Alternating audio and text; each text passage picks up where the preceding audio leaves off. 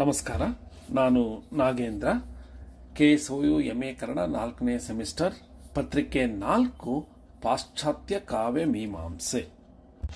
ಈ ಪತ್ರಿಕೆಯ ಮೊದಲ ಬ್ಲಾಕ್ 74 ಪಾಶ್ಚಾತ್ಯ ಕಾವ್ಯ ಮೀಮಾಂಸೆ. ಬ್ಲಾಕಿನ ಹೆಸರು ಸಹ ಪಾಶ್ಚಾತ್ಯ ಕಾವ್ಯ ಮೀಮಾಂಸೆ.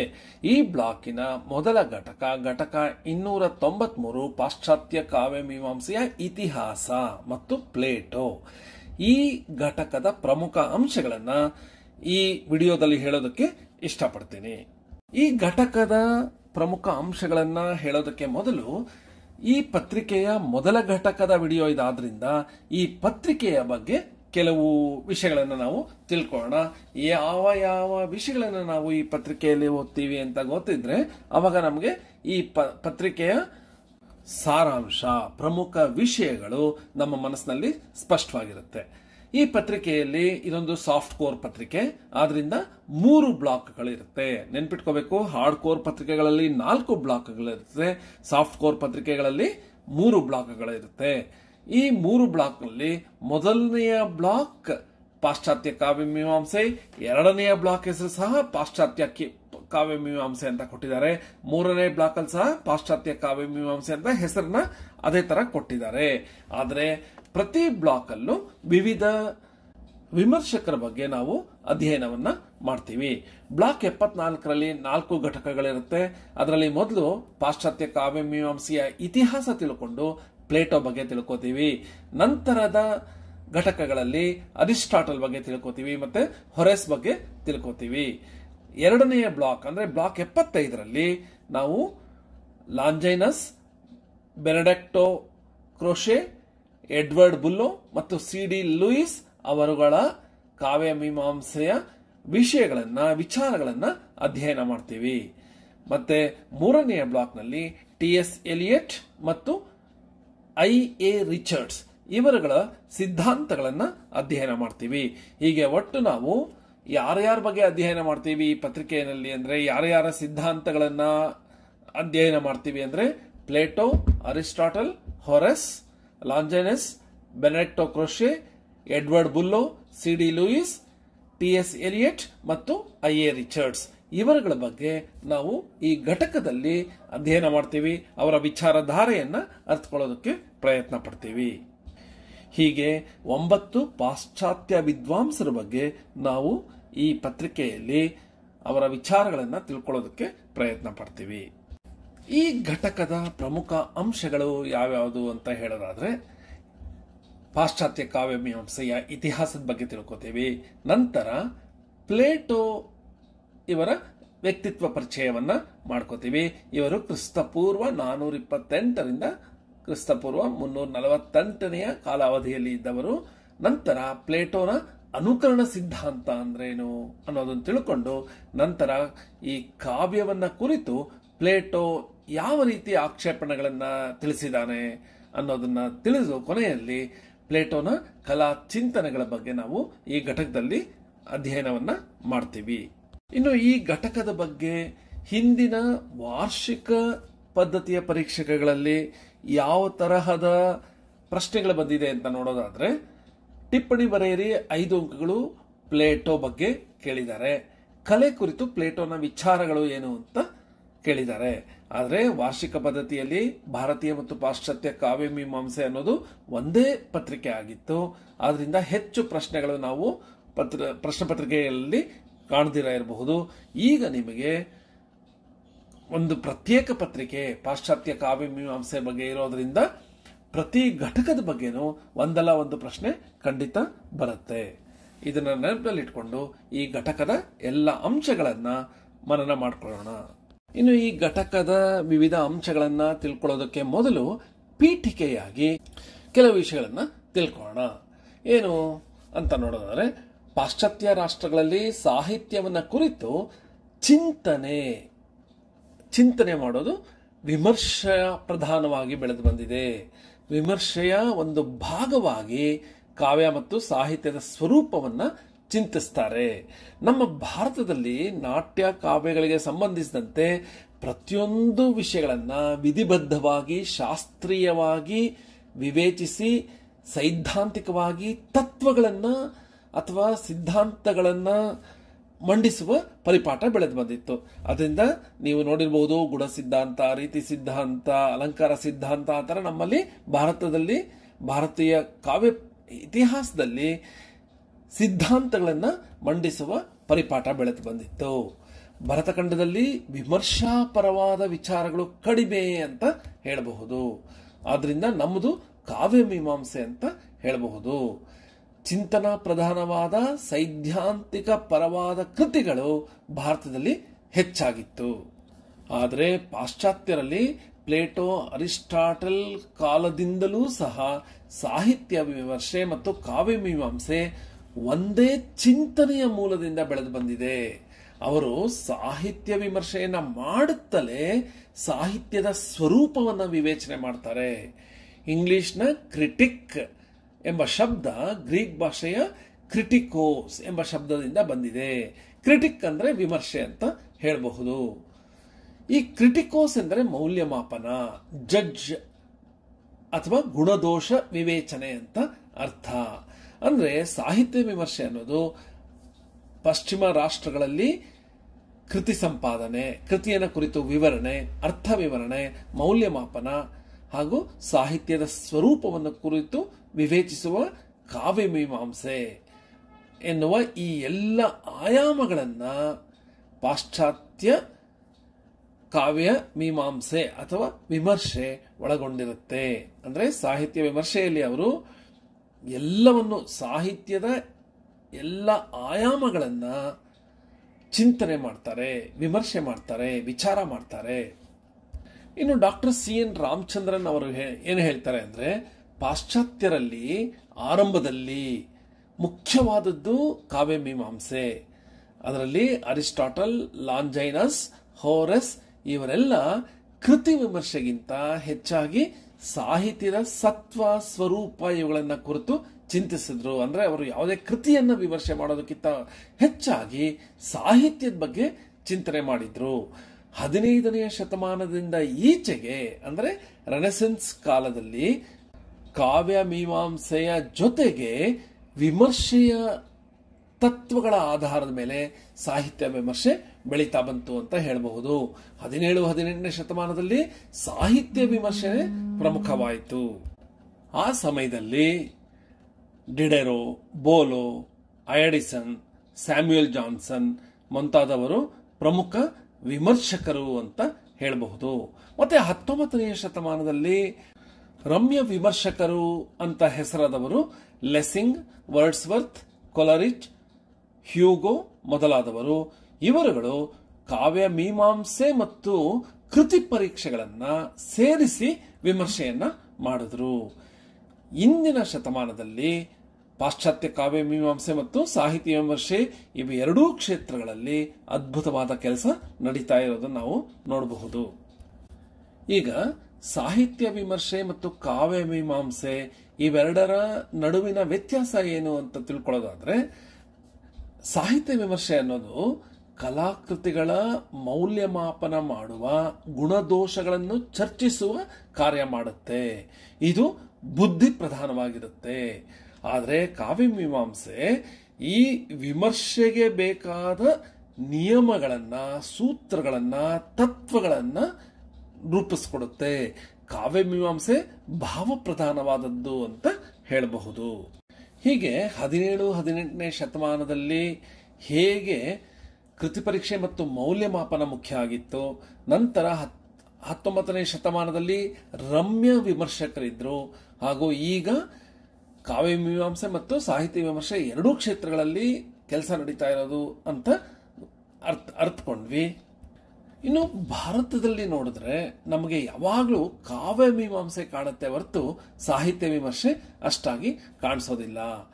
3ನೇ ಶತಮಾನದ ಭರತನಿಂದ ಹಿಡಿದು 15ನೇ ಶತಮಾನದ ವಿಶ್ವನಾಥನವರೆಗೆ ಸಾಹಿತ್ಯ ಚಿಂತಕರು ಕಾಣ್ತಾರೆ, ಲಾಕ್ಷಣಿಕರು ಕಾಣ್ತಾರೆ ಹೊರತು ನಮಗೆ ಸಾಹಿತ್ಯ ವಿಮರ್ಶಕರು ಕಾಣೋದಿಲ್ಲ. ಭಾರತೀಯ ಕಾವ್ಯ ಮೀಮಾಂಸೆ ಅಲಂಕಾರ ಶಾಸ್ತ್ರ ಮತ್ತು ನಾಟ್ಯಶಾಸ್ತ್ರ ಎಂಬ ಎರಡು ಕವಲುಗಳಲ್ಲಿ ಹರಿದಿರೋದನ್ನ ನಾವು ನೋಡಬಹುದು. ನಾಟ್ಯವನ್ನ ವಿವೇಚನೆ ಮಾಡುವಾಗ ನಾಟಕ ಅದಕ್ಕೆ ಬೇಕಾದ ಕಾವ್ಯವನ್ನ ಕುರಿತು ವಿವೇಚನೆಯನ್ನ ನಡೆಸಲಾಗ್ತಿತ್ತು. ನಾಟಕವನ್ನು ಬೇರೆಯೇ ಶಾಸ್ತ್ರ ಅಂತ ಅಧ್ಯಯನ ಮಾಡ್ತಾ ಇದ್ರು.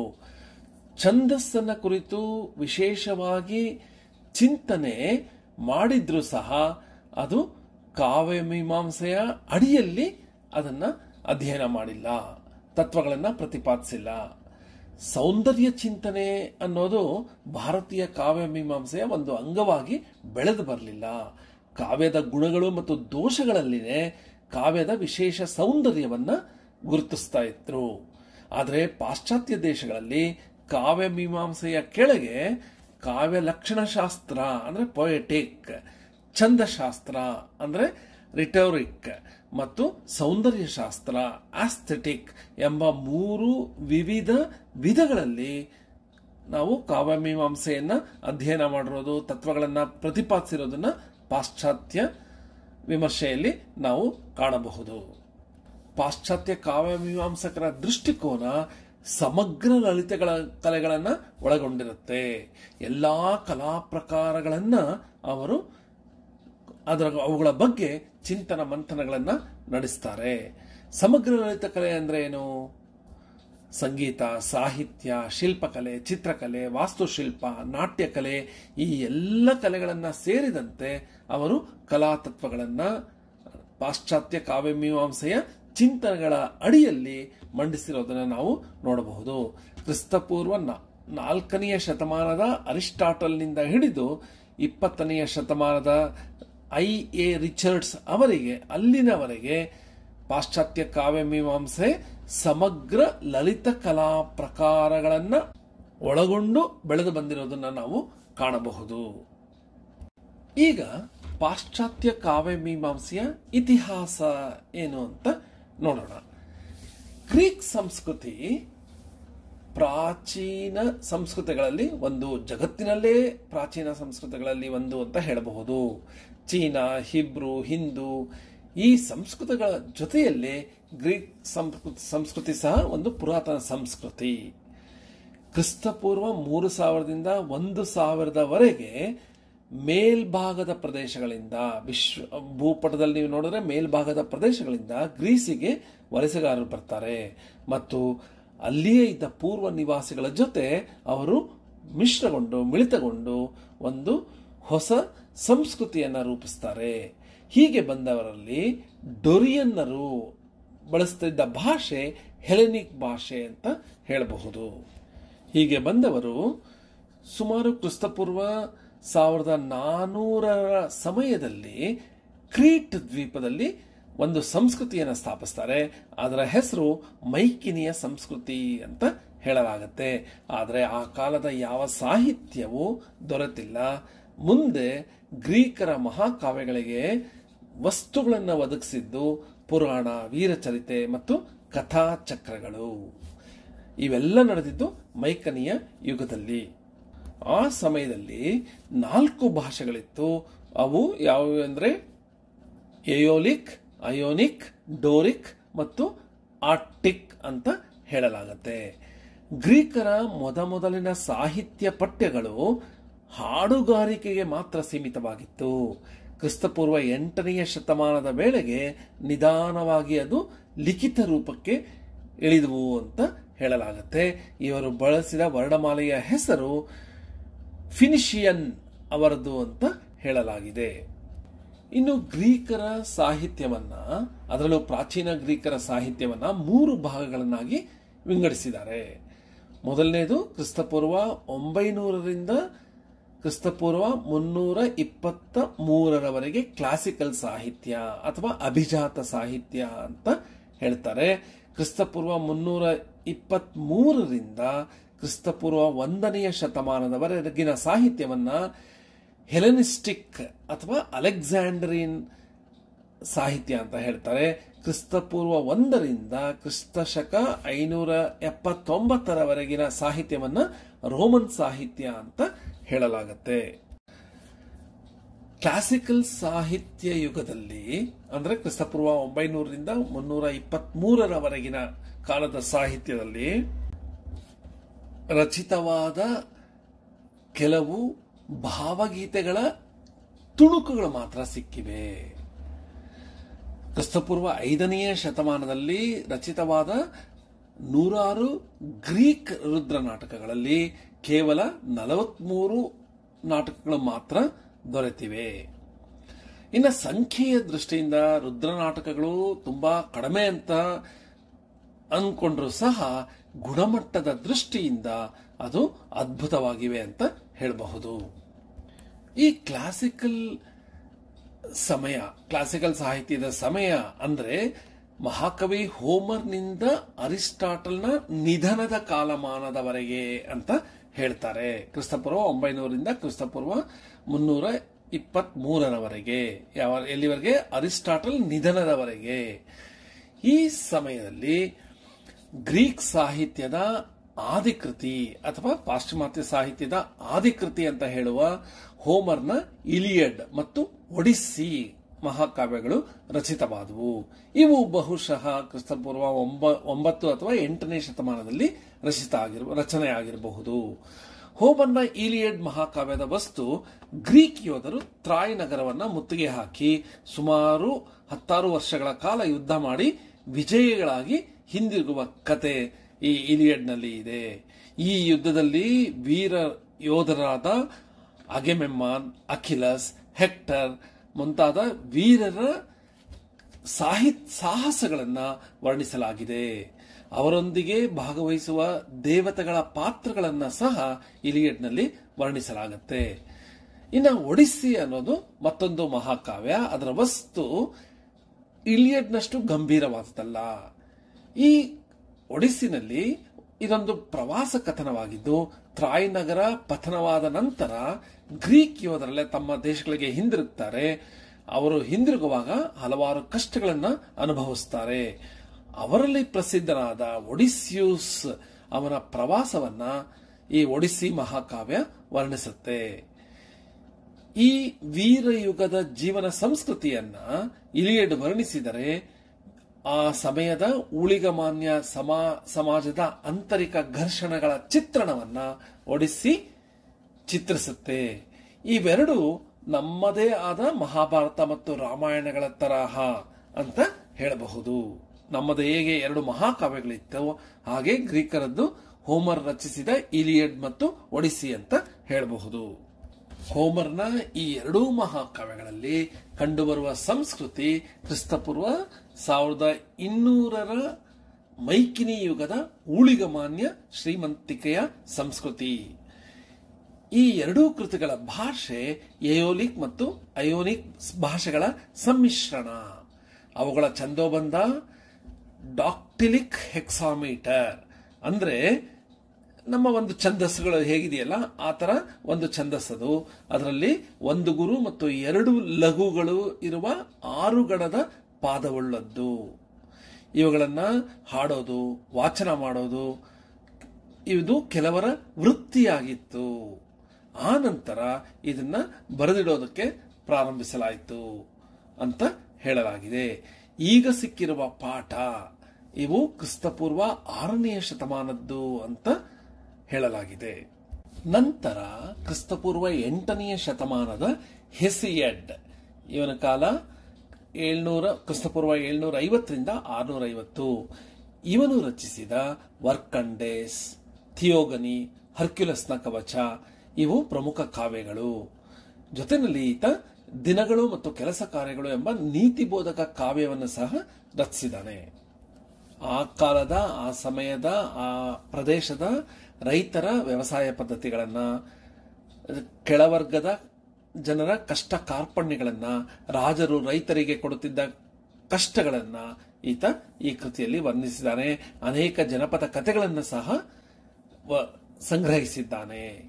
ಈ ಥಿಯೋಗನಿ ಅನ್ನೋ ಕಾವ್ಯ ಗ್ರೀಕರ ಪುರಾಣ ಕಥೆಗಳನ್ನು ಶಾಸ್ತ್ರೀಯವಾಗಿ ವಿವರಿಸುವ ಮೊದಲ ಗ್ರಂಥ ಅಂತ ಪ್ರಸಿದ್ಧವಾಗಿದೆ.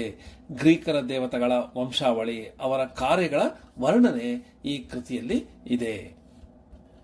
ಗ್ರೀಕಿನಲ್ಲಿ ಕ್ರಿಸ್ತಪೂರ್ವ 7ನೇ ಶತಮಾನದ ಹೊತ್ತಿಗೆ ಊಳಿಗಮಾನ್ಯ ಸಂಸ್ಕೃತಿ ಮಾಯವಾಗಿ ಹೊಸ ಸಂಸ್ಕೃತಿ ಬರೋದಕ್ಕೆ ಶುರುವಾಯಿತು. ನಗರ ರಾಜ್ಯಗಳು ಕಾಣಿಸೋದಕ್ಕೆ ಶುರುವಾಯಿತು. ಸೈನಿಕ ಮತ್ತು ಯೋಧರ ವೃತ್ತಿ ಕಡಿಮೆಯಾಗಿ ವಾಣಿಜ್ಯ ವೃತ್ತಿ, ವ್ಯಾಪಾರ ಇವುಗಳ ಪ್ರಭಾವ ಹೆಚ್ಚಾಗ್ತಾ ಇತ್ತು. ರಾಜಕೀಯ ಜೀವನದಲ್ಲಿ ರಾಜಪ್ರಭುತ್ವ, ಶ್ರೀಮಂತ ಪ್ರಭುತ್ವ ಮತ್ತು ಪ್ರಜಾಪ್ರಭುತ್ವಗಳು ಹುಟ್ಟೋದಕ್ಕೆ ಆರಂಭ ಆಯಿತು. ಸಮಾಜದಲ್ಲಿ ಸಾಮೂಹಿಕ ಪ್ರಜ್ಞೆ ಕ್ಷೀಣವಾಗಿ ವೈಯಕ್ತಿಕ ಪ್ರಜ್ಞೆ ಪ್ರಾಧಾನ್ಯ ವಹಿಸಿತು. ವೈಯಕ್ತಿಕ ಧರ್ಮದ ಅಭಿವ್ಯಕ್ತಿಗೆ ಯೋಗ್ಯವಾದ ಕಾವ್ಯ ಪ್ರಕಾರ ಯಾವುದು ಅಂದ್ರೆ ಲಿರಿಕ್ ಪೊಯೆಟ್ರಿ, ಭಾವಗೀತೆ. ಆ ಸಮಯದಲ್ಲಿ ಈ ಭಾವಗೀತೆ ರಚನೆ ಆಗೋದಕ್ಕೆ ಆರಂಭ ಆಯಿತು. ಲೈರ್ ಎಂಬ ವಾದ್ಯದೊಂದಿಗೆ ಈ ಭಾವಗೀತೆಗಳನ್ನ ಹಾಡ್ತಾ ಇದ್ರು. ಈ ಭಾವಗೀತೆಗಳಲ್ಲಿ 2 ಪ್ರಕಾರಗಳಿತ್ತು. ಅದು ಯಾವ್ಯಾವುದು ಅಂದ್ರೆ ಏಕಗಾಯಕ ಗೀತೆ ಮತ್ತು ಸಮೂಹದಲ್ಲಿ ಆಡುವ ಮೇಳಗೀತೆಗಳು. ಈ ಗೀತೆಗಳಲ್ಲಿ ಬಳಸುತ್ತಿದ್ದ ಛಂದೋಬಂಧಗಳು ಯಾವ್ಯಾವುದು ಅಂದ್ರೆ ಎಲಿಗೇಯಿಕ್ ಮತ್ತು ಅಯಾಂಬಿಕ್ ಅಂತ ಹೇಳಬಹುದು. ಈ ಎಲಿಗೇಯಿಕ್ ಛಂದೋಬಂಧವನ್ನ ಪ್ರೇಮಗೀತೆ, ಶೋಕಗೀತೆ, ಚರಮಗೀತೆಗಳಿಗೆ ಬಳಸ್ತಾ ಇದ್ರು. ಈ ಸಮಯದ ಸಾಹಿತಿಯರಲ್ಲಿ ಅಲ್ಕೇಯಸ್ ಕ್ರಿಸ್ತಪೂರ್ವ 630 ಸಮಯ ಮತ್ತು ಸಾಫೋ ಕ್ರಿಸ್ತಪೂರ್ವ 600 ಸಮಯದಲ್ಲಿ. ಈ ಸಾಫೋ ಅನ್ನೋರು ಕವಿಯತ್ರಿಯಾಗಿದ್ರು, ಮಹಿಳೆಯಾಗಿದ್ರು. ಇವರು ಆ ಸಮಯದ ಪ್ರಸಿದ್ಧ ಕವಿಗಳು ಅಂತ ಹೇಳಬಹುದು. ಈ ಅಯಾಂಬಿಕ್ ಛಂದಸ್ಸು ಹೇಗಿತ್ತು ಅಂದ್ರೆ 2 ಮಾತ್ರೆಯ ಗಣಗಳಿತ್ತು. ಇದರಲ್ಲಿ ಈ ಛಂದಸ್ಸನ್ನ ಖಂಡನ ಮತ್ತು ವಿಡಂಬನಾ ಕಾವ್ಯಗಳಲ್ಲಿ ಬಳಸಲಾಗ್ತಿತ್ತು. ಅರ್ಕಿಲೋಕಸ್ ಕ್ರಿಸ್ತಪೂರ್ವ 648ರಲ್ಲಿ ತನ್ನನ್ನು ಮೋಸಗೊಳಿಸಿದ ಹೆಣ್ಣಿನ ಬಗ್ಗೆ ಬರೆದ ನಿಂದಾ ಕಾವ್ಯಗಳಲ್ಲಿ ಈ ಛಂದಸ್ಸನ್ನ ಬಳಸಿದ್ದ. ಮತ್ತೆ ಮೇಳಗೀತೆ ಎಲ್ಲಿ ಉಪಯೋಗ ಆಗ್ತಾ ಇತ್ತು ಅಂದ್ರೆ, ಎಲ್ಲಿ ರಚನೆ ಆಗ್ತಾ ಇತ್ತು ಅಂದ್ರೆ ದೇವತೆಗಳು ಮತ್ತು ಮದುವೆಗಳ ಸಮಯದಲ್ಲಿ ಹಾಡುವ ಹಾಡುಗಳಿಗೆ ಈ ಮೇಳಗೀತೆಗಳನ್ನು ರಚಿಸಲಾಗ್ತಿತ್ತು. ಅಲ್ಕೆಮಾನನು ಹುಡುಗಿಯರ ಮೇಳವೊಂದಕ್ಕೆ ಬರೆದ ಗೀತದ ಚೂರು ಈಗ ಒಂದು ದೊರೆತಿರುವ ಪ್ರಾಚೀನ ಅವಶೇಷವಾಗಿದೆ ಅಂತ ಹೇಳಬಹುದು. ದೇವತೆಗಳ ಕಥೆಗಳಿಗೆ ಮಾತ್ರ ಮೀಸಲಾಗಿದ್ದ ಈ ಗೀತೆಗಳನ್ನು ಕ್ರಿಸ್ತಪೂರ್ವ 6ನೇ ಶತಮಾನದಲ್ಲಿ ರಾಷ್ಟ್ರೀಯ ಕ್ರೀಡಾ ಸ್ಪರ್ಧೆಯಲ್ಲಿ ಜಯಗಳಿಸಿದವರ ಪ್ರಶಂಸೆಗೆ ಸಹ ಬಳಸಲಾಗ್ತಿತ್ತು. ಮೇಳಗೀತೆಗಳನ್ನು ಅವುಗಳನ್ನು ಹಾಡಲಾಗುತ್ತಿದ್ದ ಧಾರ್ಮಿಕ ವಾತಾವರಣವನ್ನು ತಪ್ಪಿಸಿ ಕಥನ ರೂಪದ ಭಾವಗೀತೆಗಳನ್ನಾಗಿ ಪರಿವರ್ತಿಸಲಾಯಿತು. ಸ್ಪೆಸಿಕೋರಸ್, ಸಿಮೋನೈಡಸ್, ಪಿಂಡಾರ್, ಬಾಕ್ಕೆಲೈಡಿಸ್ ಮೊದಲಾದವರು ಪ್ರಮುಖ ಮೇಳಗೀತಕಾರರು ಅಂತ ಪ್ರಸಿದ್ಧರಾಗಿದ್ದಾರೆ. ನಂತರ ಕ್ರಿಸ್ತಪೂರ್ವ 5ನೇ ಮತ್ತು 4ನೇ ಶತಮಾನಗಳಲ್ಲಿ ರುದ್ರನಾಟಕ ಪ್ರಧಾನವಾದ ಸಾಹಿತ್ಯ ಪ್ರಕಾರ ಆಯಿತು. ಗ್ರೀಕರ ರುದ್ರನಾಟಕ, ಅದನ್ನ ಏನ್ಷಿಯಂಟ್ ಗ್ರೀಕ್ ಟ್ರಾಜಿಡಿ ಅಂತ ಕರೀತಾರೆ. ಇದನ್ನ ವೀರರ ಸಮಾಧಿ ಪೂಜೆ ಮತ್ತು ಡಯೋನೈಸಸ್ ದೇವತೆಯ ವ್ರತ ಮಾಡಬೇಕಾದ್ರೆ ನಡೀತಾ ಇದ್ದ ಮೇಳಗಾನ ಮತ್ತು ನೃತ್ಯಗಳಿಗೆ ಬಳಸಲು ಆರಂಭ ಆಯಿತು ಅಂತ ವಿದ್ವಾಂಸರು ಅಭಿಮತವನ್ನ ಪಟ್ಟಿದ್ದಾರೆ. ಈ ರುದ್ರನಾಟಕವನ್ನ ರೂಪಿಸಿದ ಆರಂಭದಲ್ಲಿ ಈ ಮೇಳಗೀತೆಗಳಿಗೆ ಸಾಹಿತ್ಯದ ರೂಪವನ್ನು ಕೊಟ್ಟವನು ಆರಿಯನ್ ಕ್ರಿಸ್ತಪೂರ್ವ 620 ಸಮಯದಲ್ಲಿ. ರುದ್ರಮೇಳದ ನಡುವೆ ಒಬ್ಬ ನಟನನ್ನ ಕರೆದುಕೊಂಡು ಬಂದು ಈ ಮೇಳಗೀತವನ್ನ ರುದ್ರನಾಟಕವನ್ನಾಗಿ ಪರಿವರ್ತಿಸಿದವನು ಥೆಸ್ಪಿಸ್ ಅಂತ ಹೇಳಲಾಗುತ್ತೆ. ಕ್ರಿಸ್ತಪೂರ್ವ 535ರಲ್ಲಿ ಪೈಸಿಸ್ಟ್ರಸನು ಡಯೋನೈಸಿಸ್ ನಾಡ ಹಬ್ಬದ ಸಮಾರಂಭದಲ್ಲಿ ರುದ್ರನಾಟಕಗಳ ಸ್ಪರ್ಧೆಯನ್ನು ಏರ್ಪಡಿಸಿ ಖ್ಯಾತಿಯಾಗಿದ್ದಾನೆ. ಆ ವರ್ಷದ ಸಮಾರಂಭದಲ್ಲಿ ಥೆಸ್ಪಿಸನು ಪ್ರದರ್ಶಿಸಿದ ರುದ್ರನಾಟಕದಿಂದ ಗ್ರೀಕ್ ರುದ್ರನಾಟಕದ ಇತಿಹಾಸ ಆರಂಭ ಆಯಿತು. ಸದ್ಯಕ್ಕೆ ದೊರೆತಿರುವ ಗ್ರೀಕ್ ರುದ್ರನಾಟಕಗಳು ಯಾರ್ದು ಅಂದರೆ ಗ್ರೀಕ್ ರುದ್ರನಾಟಕ ತ್ರಯರು ಎನಿಸಿದ ಇಸ್ಕಿಲಸ್, ಸೊಫೋಕ್ಲಿಸ್ ಮತ್ತು ಯೂರಿಪಿಡಿಸ್ ಇವರ ಕೃತಿಗಳು. ಇಸ್ಕಿಲಸ್ನ ಕೃತಿಗಳು, ಈ ಇಸ್ಕಿಲಸ್ ಕ್ರಿಸ್ತಪೂರ್ವ 525ರಿಂದ 456ರವರೆಗೆ ಇದ್ದ ಇವನ ಕೃತಿಗಳು ಶರಣಾಗತ ಸ್ತ್ರೀಯರು, ಪಾರಸಿಕರು, ಬಂಧಿತ ಪ್ರಾಮಿತ್ಯೂಸ್, ಥೀಪ್ಸ್ನ ವಿರುದ್ಧ 7 ಜನ ಮತ್ತು ಒರೆಸ್ಪಿ ಇವು ಈಸ್ಕಿಲಸ್ನ ರುದ್ರ ನಾಟಕಗಳು. ಮತ್ತೆ ಸೊಫೋಕ್ಲಿಸ್ನ ಕೃತಿಗಳು ಯಾವ್ಯಾವುದು? ಸೊಫೋಕ್ಲಿಸ್ ಇದ್ದಿದ್ದು ಕ್ರಿಸ್ತಪೂರ್ವ 496ರಿಂದ 406ರವರೆಗೆ. ಇವನ ಕೃತಿಗಳು ಎಜಾಕ್ಸ್, ಅಂತಿಗೊನೆ, ಟ್ರೆಕಿಯಾದ ಸ್ತ್ರೀಯರು, ಈಡಿಪಸ್ ಬಹಳ ಪ್ರಸಿದ್ಧವಾದ ನಾಟಕ ಇದು, ಎಲೆಕ್ಟ್ರಾ, ಫಿಲೋಕ್ಟೆಟಸ್ ಮತ್ತು ಕೊನಸಿನಲ್ಲಿ ಈಡಿಪಸ್. ಈ ಕೃತಿಗಳು ಸೊಫೋಕ್ಲಿಸ್ನು ಇವಂದು. ನಂತರ ಯೂರಿಪಿಡಿಸ್ದು ಈತ ಇದ್ದಿದ್ದು 484ರಿಂದ ಕ್ರಿಸ್ತಪೂರ್ವ 407ರವರೆಗೆ ಇದ್ದ. ಈತನ ಕೃತಿಗಳು ಮೀಡಿಯಾ, ಹಿಪ್ಪೋಲಿಟಸ್, ಹೆಕೋಬಾ, ಆಂಡ್ರೊಮಖೆ, ಟ್ರೋಜನರ ಸ್ತ್ರೀಯರು, ಟೌರಸಿನಲ್ಲಿ ಐಫಿಜೆನಿಯಾ ಮತ್ತು ಬಾಕೈ ಇವು ಯೂರಿಪಿಡಸ್ನ ಕೃತಿಗಳು. ಈ ಮೂವರ ಬಗ್ಗೆ ಕೆಲವು ವಿಷಯ ತಿಳ್ಕೋಬೇಕು ಅಂದರೆ, ಈಸ್ಕಿಲಸ್ ಪ್ರಪಂಚದ ಪ್ರಸಿದ್ಧ ಗ್ರೀಕ್ ರುದ್ರನಾಟಕಕಾರ. ಈತ ಸ್ವತಃ ಯೋಧನಾಗಿದ್ದ. ಗ್ರೀಕ್ ರುದ್ರನಾಟಕಕ್ಕೆ ಮೂಲ ಸ್ವರೂಪವನ್ನು ಕೊಟ್ಟ. ನಟರ ಸಂಖ್ಯೆಯನ್ನು 1ರಿಂದ 2ಕ್ಕೆ ಏರಿಸಿ ಮೇಳದ ಸಂಖ್ಯೆಯನ್ನು ಕಡಿಮೆ ಮಾಡ್ದ. ಮೇಳಗೀತಕ್ಕೆ ಇದ್ದ ಪ್ರಾಮುಖ್ಯತೆಯನ್ನು ಕಡಿಮೆ ಮಾಡಿ ಸಂಭಾಷಣೆಗೆ ಹೆಚ್ಚಿನ ಪ್ರಾಮುಖ್ಯತೆ ಕೊಟ್ಟ. ನಾಟಕಗಳನ್ನು ರಚಿಸಿದ. ಮತ್ತೆ ಸೊಫೋಕ್ಲಿಸ್ ಈತ ಗ್ರೀಕ್ ರುದ್ರನಾಟಕ ತ್ರಯದಲ್ಲಿ 2ನೇವನು. ನಾಟಕದ ನಟರ ಸಂಖ್ಯೆಯನ್ನು 3ಕ್ಕೆ ಏರಿಸ್ದ. ಅನೇಕ ದೃಶ್ಯ ಪರಿಕರಗಳನ್ನು ಒದಗಿಸ್ದ. ಮೇಳ ಮತ್ತು ಸಂಭಾಷಣೆಗಳಲ್ಲಿ ಸೂಕ್ತವಾದ ಸಮನ್ವಯವನ್ನು ಕಲ್ಪಿಸಿದ. ಈತ ಆದರ್ಶ ಕವಿ ಅಂತ ಹೆಸರಾಗಿದ್ದ. ಧರ್ಮದೃಷ್ಟಿ, ಮಾನವೀಯ ಹೃದಯ, ಕಲಾ ಕೌಶಲ್ಯಗಳಿಗೆ ಈತ ಪ್ರಸಿದ್ಧನಾಗಿದ್ದ. ಹಾಗೂ ಈತನ ನಾಟಕಗಳಲ್ಲಿ ಸಹ ಈ ವಿಷಯಗಳು ಬಂದಿತ್ತು. ಯೂರಿಪಿಡಿಸ್ನ ನಾಟಕಗಳು ಬೇರೆಯೇ ರೀತಿಯಲ್ಲಿ ಇತ್ತು. ಯೂರಿಪಿಡಿಸ್ನ 17 ನಾಟಕಗಳು ಈಗ ನಮಗೆ ಲಭ್ಯವಾಗಿವೆ. ಈ ಯೂರಿಪಿಡಿಸ್ ನಾಟಕಗಳಲ್ಲಿ ವಿಮರ್ಶನಾ ಪ್ರಜ್ಞೆ ಇದೆ ಅಂತ ಹೇಳಬಹುದು. ಪಾತ್ರಗಳು ವಾಸ್ತವಿಕ ಜೀವನಕ್ಕೆ ಹೆಚ್ಚು ಹತ್ತಿರವಾಗಿವೆ. ದೇವತೆಗಳನ್ನು ಮಾನವರು ಅನ್ನೋ ತರಹನೇ ಚಿತ್ರಿಸಿದ್ದಾನೆ. ಸ್ತ್ರೀ ದ್ವೇಷಿ ಅಂತ ಸಹ ಈತ ಖ್ಯಾತನಾಗಿದ್ದಾನೆ. ಹೀಗೆ ಮಾನವ ಜೀವನದ ಕರುಣಾಜನಕ ಸ್ಥಿತಿಯನ್ನ ಹೃದಯ ವಿದ್ರಾವಕವಾಗಿ ಈ ಯೂರಿಪಿಡಿಸ್ ಚಿತ್ರಿಸೋದಕ್ಕೆ ಖ್ಯಾತನಾಗಿದ್ದಾನೆ. ಇನ್ನು ಪಾಶ್ಚಾತ್ಯ ಕಾವ್ಯಮೀಮಾಂಸೆ ವಿಷಯಕ್ಕೆ ಬರೋದಾದರೆ, ಈ ಪರಂಪರೆಯ ಮೂಲ ಪುರುಷರು, ಪಾಶ್ಚಾತ್ಯ ಕಾವ್ಯಮೀಮಾಂಸೆಯ ಮೂಲ ಪುರುಷರು ನಾವು ಪ್ಲೇಟೋ, ಅರಿಸ್ಟಾಟಲ್, ಲಾಂಜೈನಸ್ ಅಂತ ಹೇಳಬಹುದು.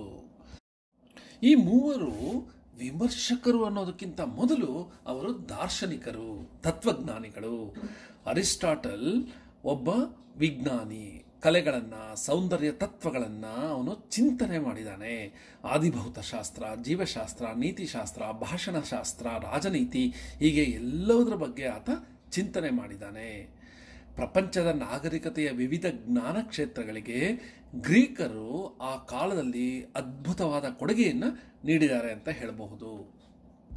ತತ್ವಶಾಸ್ತ್ರ, ನೀತಿಶಾಸ್ತ್ರ, ರಾಜ್ಯಶಾಸ್ತ್ರ ಈ ವಿಷಯಗಳ ಬಗ್ಗೆ ಪ್ರಪಂಚಕ್ಕೆ ತಿಳಿಸಿದವರು ಆ ಕಾಲದ ಗ್ರೀಕರು ಅಂತ ಹೇಳಬಹುದು. ಗ್ರೀಕರು ಸ್ವಭಾವತಃ ಚಿಕಿತ್ಸಕವಾದ ಬುದ್ಧಿ, ತತ್ವಾನ್ವೇಷಣೆಯ ಕಡೆಗೆ ಒಲವನ್ನು ಹೊಂದಿದ್ರು.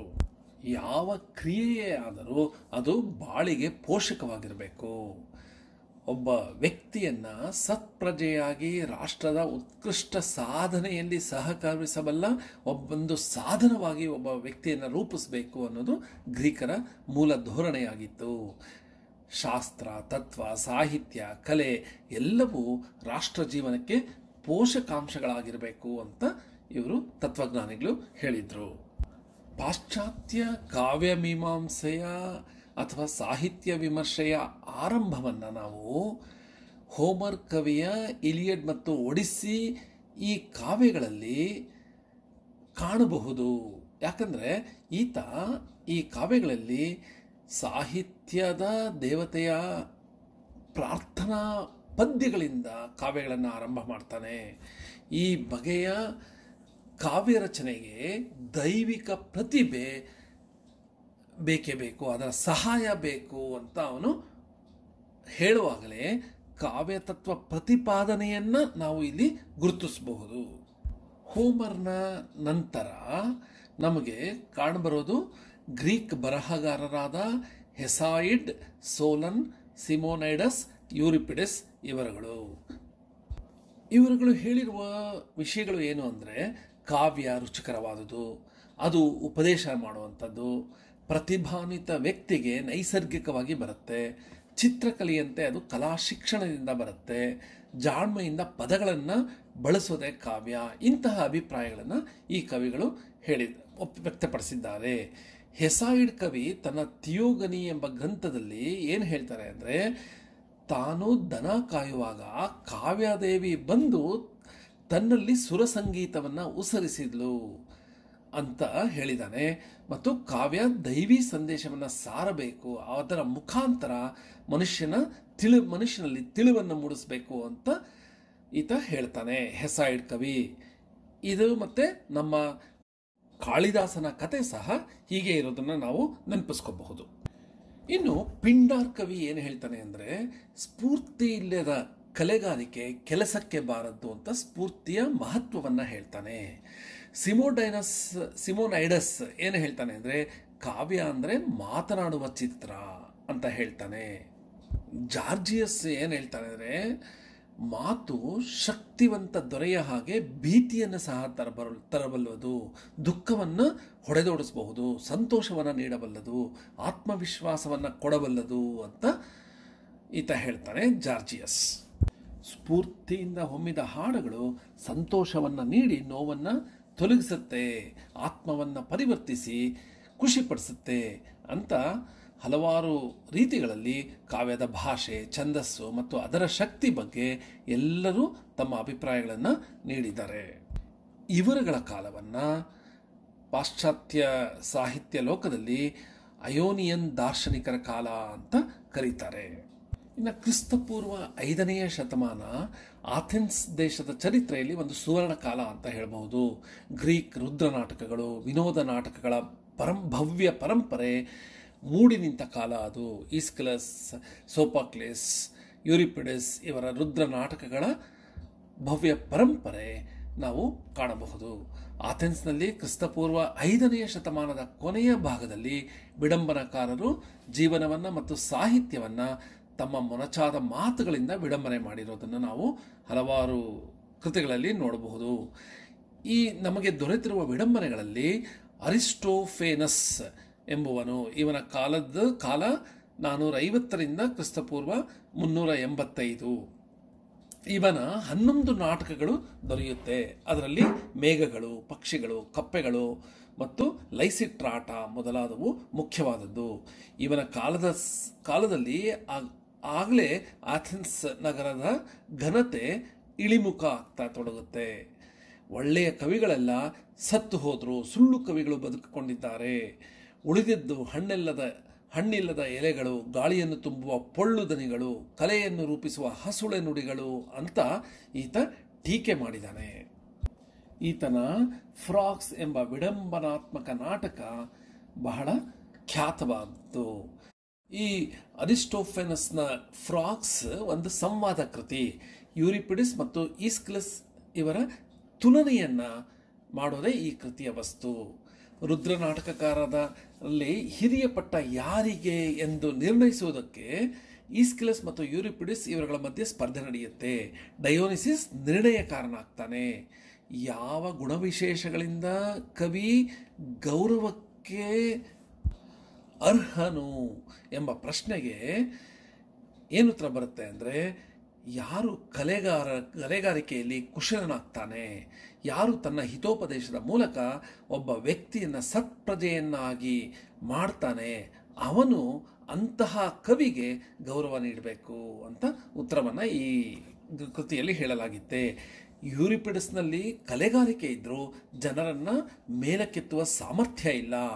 ಈಸ್ಕಿಲಿಸ್ನಲ್ಲಿ ಕಲೆಗಾರಿಕೆಯ ಕೊರತೆ ಇದ್ದರೂ ಸಹ ಅಥೆನ್ಸ್ ರಾಷ್ಟ್ರವನ್ನು ಒಂದು ಕಾಲಕ್ಕೆ ಘನತೆಗೆ ಏರಿಸಿದ ವೀರ, ಪೌರುಷ, ನಿಷ್ಠೆ ಮೊದಲಾದ ಸದ್ಗುಣಗಳನ್ನು ಆತನ ಕೃತಿಗಳು ಹೇಳುತ್ತೆ. ಆದ್ದರಿಂದ ಆತನೇ ಹಿರಿಯ ಕವಿ ಅಂತ ಈ ಕೃತಿಯಲ್ಲಿ ತೀರ್ಮಾನ ಆಗಿದೆ. ಸಾಹಿತ್ಯ ವಿಮರ್ಶೆಯನ್ನು ಮುಖ್ಯ ವಿಷಯವನ್ನಾಗಿ ಇಟ್ಕೊಂಡು ಬರೆದ ಅಪೂರ್ವ ನಾಟಕಗಳಲ್ಲಿ ಇದು ಮೊದಲನೇದು ಅಂತ ಹೇಳಬಹುದು. ಪ್ಲೇಟೋನಿಗಿಂತ ಮೊದಲು ಇದ್ದ ವಿಮರ್ಶಕರಲ್ಲಿ ಫೆನಿಸನಿಗೆ ಮೊದಲ ಸ್ಥಾನ ಅಂತ ಹೇಳಬಹುದು. ಪ್ಲೇಟೋಗಿಂತ ಮುಂಚೆ ಹಲವರು ವಿದ್ವಾಂಸರು ಹಲವು ದಿಕ್ಕಿನಲ್ಲಿ ಚಿಂತನೆ ನಡೆಸಿದ್ದರೂ ನಿಖರವಾದ ಸಿದ್ಧಾಂತವನ್ನಾಗಲಿ ಸಂಹಿತೆಯನ್ನಾಗಲಿ ಅವರು ಮಂಡಿಸಿರಲಿಲ್ಲ. ಸ್ಫೂರ್ತಿ ಇಲ್ಲದೆ ಕಾವ್ಯ ಇಲ್ಲ, ಕಾವ್ಯ ಸತ್ಯನಿಷ್ಠವಾಗಿರಬೇಕು, ಮಾಯೆ ಎಂಬಂತೆ ಮನಸ್ಸನ್ನು ಸೆರೆ ಹಿಡಿಯುವ ಸಾಮರ್ಥ್ಯ ಕಾವ್ಯಕ್ಕಿರಬೇಕು, ಕಾವ್ಯ ಸಂತೋಷವನ್ನು ಕೊಡಬಲ್ಲದು, ಈ ಥರ ಎಲ್ಲ ಹೇಳಿದ್ರು ಸಹ ಯಾವುದೇ ಒಂದು ಸಿದ್ಧಾಂತವನ್ನು ಯಾರೂ ಮಂಡಿಸಿರಲಿಲ್ಲ. ಇವುಗಳ ಪ್ರಭಾವ ಮತ್ತು ಪರಿಣಾಮಗಳ ಇತಿಮಿತಿಯನ್ನು ಪರಿಶೀಲಿಸಿ ಅವುಗಳ ಜೊತೆಗೆ ತನ್ನದೇ ಆದ ಆಲೋಚನೆಗಳನ್ನು ಸೇರಿಸಿ ಸಾಹಿತ್ಯ ವಿಮರ್ಶೆಯ ಚರಿತ್ರೆಯಲ್ಲಿ ತನ್ನದೇ ಆದ ಸಿದ್ಧಾಂತವನ್ನು ಪ್ರತಿಪಾದಿಸಿದವನು ಪ್ಲೇಟೋ. ಪಾಶ್ಚಿಮಾತ್ಯ ಸಾಹಿತ್ಯ ವಿಮರ್ಶೆಯ ಪ್ರಥಮ ಆಚಾರ್ಯ ಪುರುಷ ಪ್ಲೇಟೋ ಅಂತ ಹೇಳಬಹುದು. ಈಗ ಪ್ಲೇಟೋ ಮೊದಲೇ ಹೇಳಿದಾಗೆ ಈತ ಮೊದಲ ವಿಮರ್ಶಕ ಅಂತ ಹೇಳಬಹುದು. ಈತನ ಕಾಲ 428ರಿಂದ 348. ಈ ಸಾಕ್ರಟಿಸ್, ಪ್ಲೇಟೋ ಮತ್ತು ಅರಿಸ್ಟಾಟಲ್ ಇವರದು ಗುರು ಶಿಷ್ಯ ಪರಂಪರೆ. ಮೊದಲು ಸಾಕ್ರಟಿಸ್ ಕ್ರಿಸ್ತಪೂರ್ವ 470ರಿಂದ 399, ನಂತರ ಪ್ಲೇಟೋ ಕ್ರಿಸ್ತಪೂರ್ವ 488ರಿಂದ 348, ಅರಿಸ್ಟಾಟಲ್ ಕ್ರಿಸ್ತಪೂರ್ವ 384ರಿಂದ 322. ಸಾಕ್ರಟಿಸ್ನ ಶಿಷ್ಯ ಪ್ಲೇಟೋ, ಪ್ಲೇಟೋನ ಶಿಷ್ಯ ಅರಿಸ್ಟಾಟಲ್ ಅಂತ ಹೇಳಬಹುದು. ಈ ಪ್ಲೇಟೋನ ಗ್ರಂಥಗಳು ಸಹ ಬಹಳಷ್ಟಿವೆ. ಅದರಲ್ಲಿ ಪ್ರಮುಖವಾದದ್ದು ಕ್ರಾಟಿಲಸ್, ಅಯಾನ್, ಎಥಿಪ್ರೋ, ಅಪೋಲಜಿ, ಕ್ರಿಟೋ, ಫೀಡೋ, ಮಿನೋ, ಪ್ರೊಟೋಗೋಸ್, ಗಾರ್ಜಿಯೋಸ್, ಸಿಂಪೋಸಿಯಂ, ಫೀಡ್ರಸ್, ಫರ್ಮೆಂಡಿಸ್, ಥಿಯೇಟೇಟಸ್ ಮೊದಲಾದವು. ನಂತರ ಆತ ಅಂತಿಮ ದಿನಗಳಲ್ಲಿ ಅಥವಾ ನಂತರದ ದಿನಗಳಲ್ಲಿ ಬರೆದಿದ್ದು ರಿಪಬ್ಲಿಕ್, ಥೀಮ್ಸ್ ಮತ್ತು ಆತನ ಕೊನೆಯ ಕೃತಿ ಲಾಸ್. ಲಾಸ್ ಅಂದರೆ LOSS ಅಲ್ಲ, LAWS ಅಂದರೆ ವಿಧಿಗಳು, ಕಾನೂನು. ಈ ಲಾಸ್ ಅನ್ನೋದು ಈತನ ಕೊನೆಯ ಕೃತಿ. ಪ್ಲೇಟೋ ಬದುಕಿದ್ದ ಕಾಲಮಾನದಲ್ಲಿ ಅಥೆನ್ಸ್ ನಗರದ ರಾಜ್ಯದ ರಾಜಕೀಯ ಮತ್ತು ಸಾಂಸ್ಕೃತಿಕ ಜೀವನ ಉಚ್ಛ್ರಾಯ ಮಟ್ಟದಲ್ಲಿತ್ತು. ಅದು ಆ ದಿಸೆಯನ್ನು ಮುಟ್ಟಿ ಅದರ ವೈಭವ ಇಳಿಮುಖವಾಗುತ್ತಿದ್ದ ಕಾಲಮಾನ ಪ್ಲೇಟೋನ ಕಾಲಮಾನ ಅಂತ ಹೇಳಬಹುದು. ಗ್ರೀಕ್ ರುದ್ರನಾಟಕ ಪರಂಪರೆ ಕೂಡ ಅವನತಿಯ ಹಾದಿಯನ್ನು ಹಿಡಿದಿತ್ತು. ಹಲವಾರು ರುದ್ರನಾಟಕಕಾರರು ಅನುಕರಣೆಯಲ್ಲಿ ಮುಳುಗಿದ್ರು. ಅಣಕವಾಡುಗಳಿಂದ, ಕುಕವಿಗಳಿಂದ ತುಂಬಿ ಹೋಗಿತ್ತು. ಇಂಥ ಸಂದರ್ಭದಲ್ಲಿ ಪ್ಲೇಟೋ ತನ್ನ ಗ್ರಂಥಗಳನ್ನು ಪ್ರಮುಖವಾಗಿ ನೀತಿಶಾಸ್ತ್ರ, ತತ್ವಜ್ಞಾನ, ವಿದ್ಯಾಭ್ಯಾಸ ಇಂತಹ ವಿಷಯಗಳ ಬಗ್ಗೆ ಬರೆದಿದ್ದಾನೆ. ಅವನ ದೃಷ್ಟಿ ರಾಷ್ಟ್ರ ಜೀವನವನ್ನು ಮೇಲಕ್ಕೇರಿಸುವುದು.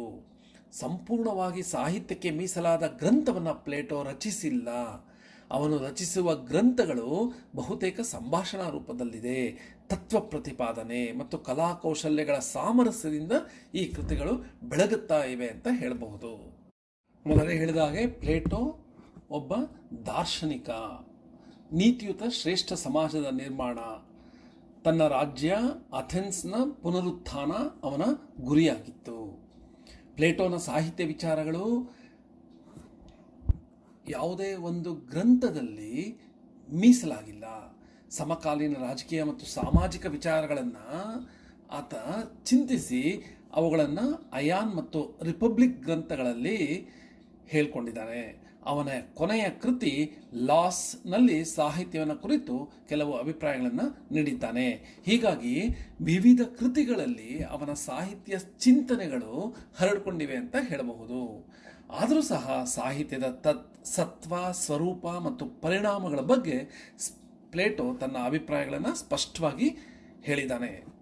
ಪಾಶ್ಚಾತ್ಯ ಪ್ರಪಂಚದಲ್ಲಿ ತರ್ಕಶುದ್ಧವಾದ ಜ್ಞಾನಕ್ಕೆ ಸಾಕ್ರಟಿಸ್ ಪ್ರಸಿದ್ಧ ಆಗಿದ್ದಾನೆ.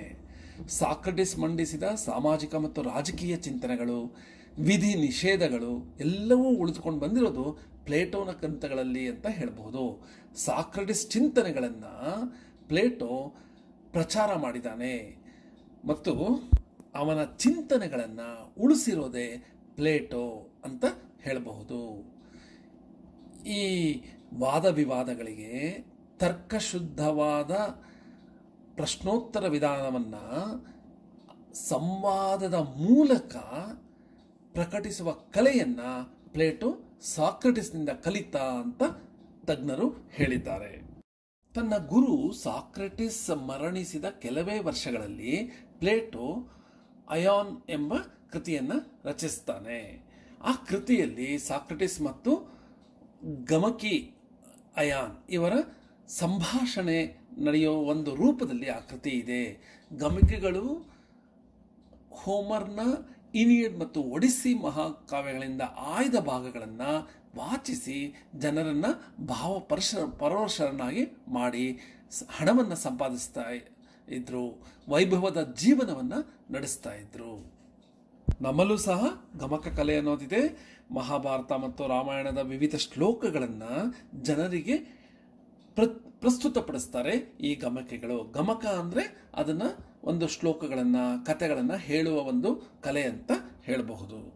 ಈ ಕೃತಿಯಲ್ಲಿ, ಈ ಅಯಾನ್ ಕೃತಿಯಲ್ಲಿ ಪ್ಲೇಟೋ ಹೇಗೆ ಬರೆದಿದ್ದಾನೆ ಅಂದರೆ, ಮೊದಲೇ ಹೇಳಿದಾಗೆ ಸಾಕ್ರೆಟಿಸ್ ಮತ್ತು ಅಯಾನ್ ನಡುವೆ ಸಂವಾದ ನಡೆಯೋ ಥರ ಬರೆದಿದ್ದಾನೆ. ಅದರಲ್ಲಿ ಅಯಾನ್ ಸಾಕ್ರೆಟಿಸ್ಗೆ ಪ್ರಶ್ನೆಗಳನ್ನು ಕೇಳ್ತಾನೆ.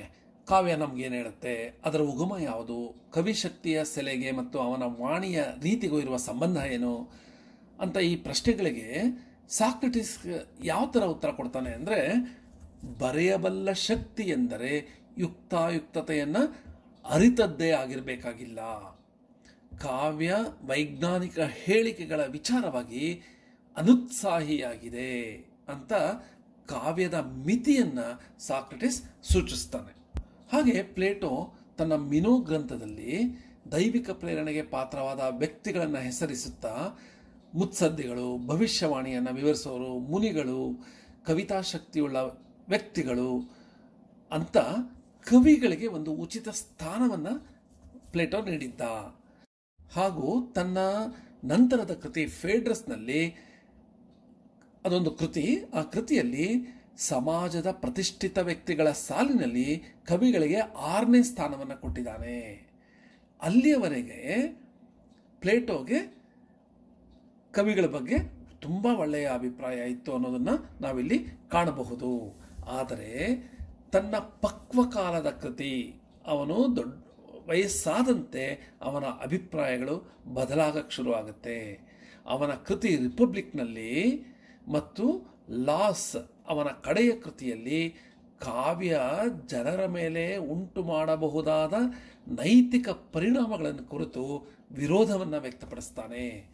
ಕಾವ್ಯ ಅನ್ನೋದು ರಾಗಭಾವಗಳನ್ನು ಪೋಷಿಸಿ ಜನತೆಯಲ್ಲಿ ಮತ್ತು ಅವರ ಹೃದಯದಲ್ಲಿ ದೌರ್ಬಲ್ಯವನ್ನು ಉಂಟು ಮಾಡುತ್ತೆ ಅಂತ ಹೇಳಿದ್ದಾನೆ.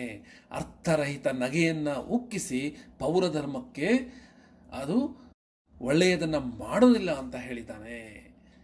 ಆದ್ದರಿಂದ ತನ್ನ ಪ್ರಜಾರಾಜ್ಯದಲ್ಲಿ ಕವಿಗಳಿಗೆ ಸ್ಥಳ ಇಲ್ಲ ಅಂತ ಹೇಳ್ತಾನೆ. ಯಾರಾದರೂ ಅವನ ಪ್ರಜಾರಾಜ್ಯವನ್ನು ಪ್ರವೇಶಿಸಿ ಅವರ ಕಲಾ ನೈಪುಣ್ಯವನ್ನು ತೋರಿಸಲು ಯತ್ನಿಸಿದ್ರೆ ಅವರನ್ನು ತಕ್ಷಣ ಹೊರ ಹಾಕಬೇಕು ಅಂತ ಆತ ತನ್ನ ರಿಪಬ್ಲಿಕ್ನಲ್ಲಿ ಹೇಳ್ತಾನೆ. ಅಂದರೆ ಕೊನೆಗೆ ಪ್ಲೇಟೋ ಕವಿ ಮತ್ತು ಕಾವ್ಯದ ವಿರುದ್ಧವಾಗಿ ತನ್ನ ಅಭಿಪ್ರಾಯಗಳನ್ನು ಮಂಡಿಸೋದನ್ನು ನಾವು ನೋಡಬಹುದು. ಪ್ಲೇಟೋ ತನ್ನ ಲಾಸ್ ಕೃತಿಯಲ್ಲಿ ಒಂದೆಡೆ ಕವಿಯ ಬಗ್ಗೆ ಆದರ್ಶ ಚಿತ್ರವನ್ನು ಕೊಟ್ಟರೂ ಸಹ, ಹೋಮರ್ನನ್ನ ಆದ್ಯ ರುದ್ರ ನಾಟಕಕಾರ, ಶ್ರೇಷ್ಠ ಕವಿ ಅಂತ ಒಪ್ಕೊಂಡ್ರೂ ಸಹ ನಂತರ ಕವಿಗಳನ್ನು ಟೀಕಿಸಿದ್ದಾನೆ. ಅವರು ಅವನ ಆದರ್ಶ ರಾಷ್ಟ್ರದೊಳಗೆ ಬರಬಾರದು ಅಂತ ಹೇಳಿದ್ದಾನೆ.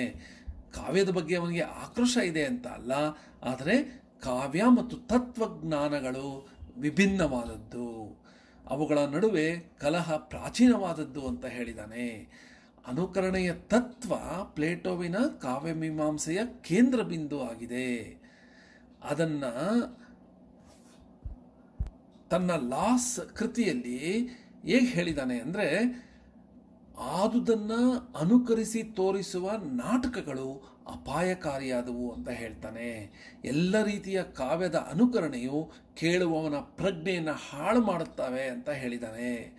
ಹಾಸುಗೆಯ ಚಿತ್ರವೊಂದನ್ನು ಬರೆದು ಅದನ್ನು ಹಾಸಿಗೆ ಅಂತ ಭ್ರಮೆಯನ್ನು ಉಂಟು ಮಾಡುವ ಚಿತ್ರಕಾರನಿಗಿಂತ ಹಾಸಿಗೆಯನ್ನು ತಯಾರು ಮಾಡುವವನೇ ಮೇಲು ಅಂತ ಪ್ಲೇಟೋ ಹೇಳಿದ್ದಾನೆ. ಈಗ ಪ್ಲೇಟೋನ ಅನುಕರಣ ಸಿದ್ಧಾಂತ ಏನು ಅಂತ ನೋಡೋಣ. ಅವನು ಹೇಳ್ತಾನೆ, ಮೂಲತಃ ಆತ ದಾರ್ಶನಿಕ ಅನ್ನೋದನ್ನು ನಾವು ನೆನ್ಪಿಟ್ಕೋಬೇಕು. ಅವನೇನು ಹೇಳ್ತಾನೆ ಅಂದರೆ, ಈ ವಿಶ್ವದಲ್ಲಿ ಇರೋದೆಲ್ಲ ಅನಿತ್ಯವಾದುದು, ಅಳಿದು ಹೋಗುವಂತಹದು, ಕಾಲ ದೇಶಗಳಿಗೆ ಅಧೀನವಾದುದು ಅಂತ ಹೇಳ್ತಾನೆ. ಅಖಂಡ ನಿಜತತ್ವ ಅಂದರೆ ಅಬ್ಸಲ್ಯೂಟ್ ರಿಯಾಲಿಟಿ ಅನ್ನೋದು ಶಾಶ್ವತವಾಗಿರಬೇಕು, ಕಾಲ ದೇಶಗಳಿಗೆ ಅತೀತವಾಗಿರಬೇಕು ಅಂತ ಹೇಳ್ತಾನೆ.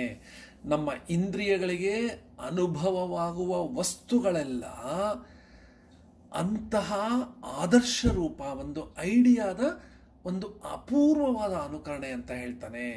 ಅಂದರೆ ನಾವು ಮಂಚ ಅನ್ನೋದು ಒಂದು ತತ್ವ, ಅದು ಐಡಿಯಾ ಆಫ್ ಬೆಡ್. ಅದು ಆ ಮಂಚ ತತ್ವವನ್ನು ಬಡಗಿಗಳು ಅನುಕರಣೆ ಮಾಡಿ ಮಂಚವನ್ನು ತಯಾರಿಸ್ತಾರೆ. ಅಂದರೆ ಈ ಮಂಚ ಅನ್ನೋದು ಮಂಚ ತತ್ವ, ಆ ಒಂದು ಮಂಚ ಎನ್ನುವ ಐಡಿಯಾದ ಅನುಕರಣೆ. ಮಂಚ ಮಾಡೋದು ಒಂದು ಅನುಕರಣೆ, ಮಂಚ ಅನ್ನೋದೇ ಒಂದು ಅನುಕರಣೆ, ಆ ಐಡಿಯಾದ ಅನುಕರಣೆ. ಆದರೆ ಮುಂದುವರೆದು ಅವನೇನು ಹೇಳ್ತಾನೆ ಅಂದರೆ, ಕವಿ ಅಥವಾ ಚಿತ್ರಕಾರ ಮಂಚವನ್ನು ಚಿತ್ರಿಸಿದ್ರೆ ಅದು ಅನುಕರಣೆ ಆಗುತ್ತೆ ಅಂತ ಹೇಳಿದ್ದಾನೆ. ಇದನ್ನು ನೀವು ನೆನ್ಪಿಟ್ಕೋಬೇಕು. ಅನುಕರಣೆ ಅನ್ನೋದು ನಾವು ಪ್ರಪಂಚದಲ್ಲಿ ನೋಡುವ ವಸ್ತುಗಳೆಲ್ಲ ಒಂದು ಆದರ್ಶ ರೂಪದ ಐಡಿಯಾದ ಅನುಕರಣೆ. ಕವಿ ಅಥವಾ ಕಲಾವಿದ ಚಿತ್ರಿಸೋದು ಆ ಅನುಕರಣೆ ಅಂತ ಹೇಳ್ತಾನೆ. ಆದ್ದರಿಂದ ಪರಿಪೂರ್ಣ ಸತ್ಯವೇ ಗುರಿಯಾಗಬೇಕಾಗಿರುವ ಆದರ್ಶ ರಾಜ್ಯದಲ್ಲಿ ಕಲೆಯ ಉಪಾಸನೆ ಬೇಕಾಗೇ ಇಲ್ಲ, ಕಲೆನೇ ಬೇಕಾಗಿಲ್ಲ ಅಂತ ಹೇಳ್ತಾನೆ. ಇದು ಪ್ಲೇಟೋನ ಅನುಕರಣ ತತ್ವದ ಸ್ಥೂಲ ನೋಟ ಅಂತ ಹೇಳಬಹುದು. ಮುಂದುವರೆದು ಈ ತತ್ವದ ವಿಷಯದಲ್ಲಿ ಏನು ಹೇಳ್ತಾನೆ ಪ್ಲೇಟೋ ಅಂದರೆ, ಅನುಕರಣೆ ಎಂಬ ಮಾತನ್ನು ಪ್ಲೇಟೋ ವಿಶಿಷ್ಟವಾದ ಅರ್ಥದಲ್ಲಿ ಬಳಸ್ತಾನೆ. ಕವಿ ತಾನು ನಿರ್ಮಿಸುವ ಪಾತ್ರದಲ್ಲಿ ಒಂದಾಗಿರ್ತಾನೆ, ಓದುಗ ಆ ಸೃಷ್ಟಿಯಾದ ಪಾತ್ರದೊಂದಿಗೆ ಒಂದಾಗ್ತಾನೆ. ಆದ್ದರಿಂದ ಪಾತ್ರಗಳನ್ನು ಕವಿ ಮತ್ತು ಸಹೃದಯ ಇಬ್ಬರೂ ಅನುಕರಿಸ್ತಾರೆ. ಈ ರೀತಿ ಬೇರೊಂದು ಪಾತ್ರ ಅಥವಾ ವಸ್ತುವಿನೊಂದಿಗೆ ಒಂದಾಗೋದನ್ನ, ತನ್ಮಯತೆಯಿಂದ ಅನುಸರಿಸೋದನ್ನ ಪ್ಲೇಟೋ ಅನುಕರಣೆ ಅಂತ ಕರೆದಿದ್ದಾನೆ. ಈ ಅನುಕರಣೆ ಎಲ್ಲ ಕಲಾಕ್ರಿಯೆಯ ಮುಖ್ಯ ಲಕ್ಷಣ ಎಂಬ ಕಲ್ಪನೆಯನ್ನು ಮೊದಲ ಬಾರಿ ಹೇಳಿದನು ಪ್ಲೇಟೋ. ಮುಂದೆ 2000 ವರ್ಷಗಳಿಗೂ ಮೀರಿ ಈ ವಿಷಯ, ಈ ಪರಿಭಾಷೆ ವಿಮರ್ಶೆಗೆ, ವಿವಾದಗಳಿಗೆ ಅವಕಾಶವನ್ನು ಕಲ್ಪಿಸಿಕೊಟ್ಟಿದೆ. ವಿಮರ್ಶೆಯ ಪ್ರಾಚೀನ ಪರಂಪರೆಯೊಂದು ಏರ್ಪಡುವಂತೆ ಅಡಿಪಾಯವನ್ನು ಹಾಕಿದನು ಪ್ಲೇಟೋ. ಹೊರ ಜಗತ್ತಿನ ವಸ್ತು ವಿಚಾರಗಳಿಗೆ ಮತ್ತು ಕಲಾಕೃತಿಗಳಿಗೆ ನಡುವೆ ಇರೋದು ಒಂದು ಅನುಕರಣೆಯ ಸಂಬಂಧ. ವಸ್ತು ಅನ್ನೋದು ಮೂಲ, ಅದರ ಅನುಕರಣೆ ಕಲೆಯಲ್ಲಿ ಆಗುತ್ತೆ ಅಂತ ಪ್ಲೇಟೋ ಹೇಳ್ತಾನೆ. ಕುಶಲಕರ್ಮಿಯಂತೆ ಕವಿ ವಸ್ತುವನ್ನು ನಿರ್ಮಿಸೋದಿಲ್ಲ, ಅಂತಹ ವಸ್ತುಗಳನ್ನು ಹೋಲುವ ಚಿತ್ರವನ್ನು ಮಾಡ್ತಾನೆ. ಕಲೆಗಾರನ ಕ್ರಿಯಾ ವಿಧಾನವನ್ನು ಅನುಕರಣೆ ಎಂಬ ಪದದಿಂದ ಪ್ಲೇಟೋ ವಿವರಿಸ್ತಾನೆ. ಇಂದ್ರಿಯಗಳ ಮೂಲಕ ನಾವು ಗ್ರಹಿಸುವ ಪ್ರಪಂಚದ ಹಿಂದೆ ಕಣ್ಣಿಗೆ ಕಾಣದ, ಅಂದರೆ ಬುದ್ಧಿಗೆ ಗೋಚರಿಸುವ ಇನ್ನೊಂದು ಪ್ರಪಂಚ ಇದೆ. ಅದೇ ಸತ್ಯ ನಿತ್ಯಗಳ ಪ್ರಪಂಚ, ಆದರ್ಶ ರೂಪದ ಪ್ರಪಂಚ. ಆದರೆ ಈ ಸತ್ಯ, ನ್ಯಾಯ, ಸೌಂದರ್ಯಗಳ ರೂಪ ಇಂದ್ರಿಯಗಳಿಗೆ ಗೋಚರ ಆಗೋದಿಲ್ಲ. ಅದು ನಮ್ಮ ಹೃದಯಕ್ಕೆ ತಟ್ಟುತ್ತೆ ಅಷ್ಟೇ. ಶ್ರೇಷ್ಠ ಕವಿಯಾದವನು ಅದನ್ನು ಅನುಕರಿಸಿ ಮನುಷ್ಯನ ಶೀಲದ ಅಂಶವನ್ನಾಗಿ ಚಿತ್ರಿಸಬೇಕು ಅಂತ ಪ್ಲೇಟೋ ಹೇಳ್ತಾನೆ. ಇದೇ ಕಾವ್ಯದ ಪರಮ ಉದ್ದೇಶವಾಗಬೇಕು ಅಂತ ಪ್ಲೇಟೋ ಹೇಳ್ತಾನೆ. ಕಾವ್ಯದ ಕುರಿತು ಪ್ಲೇಟೋ ಯಾವ ರೀತಿಯ ಆಕ್ಷೇಪಣೆಗಳನ್ನು ಮಾಡಿದ್ದಾನೆ ಅಂತ ಈಗ ನೋಡೋಣ. ಪ್ಲೇಟೋನ ಕಾಲಮಾನದಲ್ಲಿ ಸಾಹಿತ್ಯ ಅಮರತೆಯ ದಾರಿಯಲ್ಲಿತ್ತು. ರುದ್ರ ನಾಟಕಗಳು, ಹೀನಾಯವಾದ ಅನುಕರಣೆಯ ರೂಪಕ್ಕೆ ಬಂದ್ಬಿಟ್ಟಿತ್ತು. ವಿನೋದ ನಾಟಕಗಳು ವಿಕೃತಿಯಾಗಿತ್ತು. ಕೃತಿಗಳು ಸಾಮಾಜಿಕ ನೀತಿ ನಡವಳಿಕೆಗಳ ಮೇಲೆ ದುಷ್ಪ್ರಭಾವವನ್ನು ಬೀರಿ ಜನರನ್ನು ತಪ್ಪು ದಾರಿಗೆಳಿತಾ ಇತ್ತು. ಈ ಎಲ್ಲ ವಿಷಯಗಳ ಬಗ್ಗೆ ಪ್ಲೇಟೋಗೆ ತುಂಬ ಅಸಮಾಧಾನ ಇತ್ತು. ಆದ್ದರಿಂದ ಅವನು ಸಾಹಿತ್ಯವನ್ನು, ಕಾವ್ಯಕ್ರಿಯೆಯನ್ನು ತಿರಸ್ಕರಿಸ್ತಾನೆ. ಹೋಮರ್ನಿಂದ ಬೆಳೆದು ಬಂದಿದ್ದ ಘನವಾದ ಕಾವ್ಯ ಪರಂಪರೆಯನ್ನು, ಗ್ರೀಕ್ ರುದ್ರನಾಟಕಗಳ ಉಜ್ವಲ ಪರಂಪರೆಯನ್ನು ಮತ್ತು ಸಾಹಿತ್ಯ ಕ್ರಿಯೆಯನ್ನು ಆತ ಆಕ್ಷೇಪಿಸ್ತಾನೆ. ಅವನು ಏನು ಹೇಳ್ತಾನೆ ಅಂದರೆ, ಅನುಕರಣೆ ಕವಿಕರ್ಮದ ಜೀವಾಳ. ಆದ್ದರಿಂದ ಕವಿ ಒದಗಿಸೋದು ಹೊರ ಜಗತ್ತಿನ ಸತ್ಯ ಅಲ್ಲ, ಆತ ಒದಗಿಸೋದು ಸತ್ಯ ಎನ್ನುವ ಭ್ರಮೆಯನ್ನು ಉಂಟು ಮಾಡಬಲ್ಲ ಒಂದು ತೋರಿಕೆಯನ್ನು.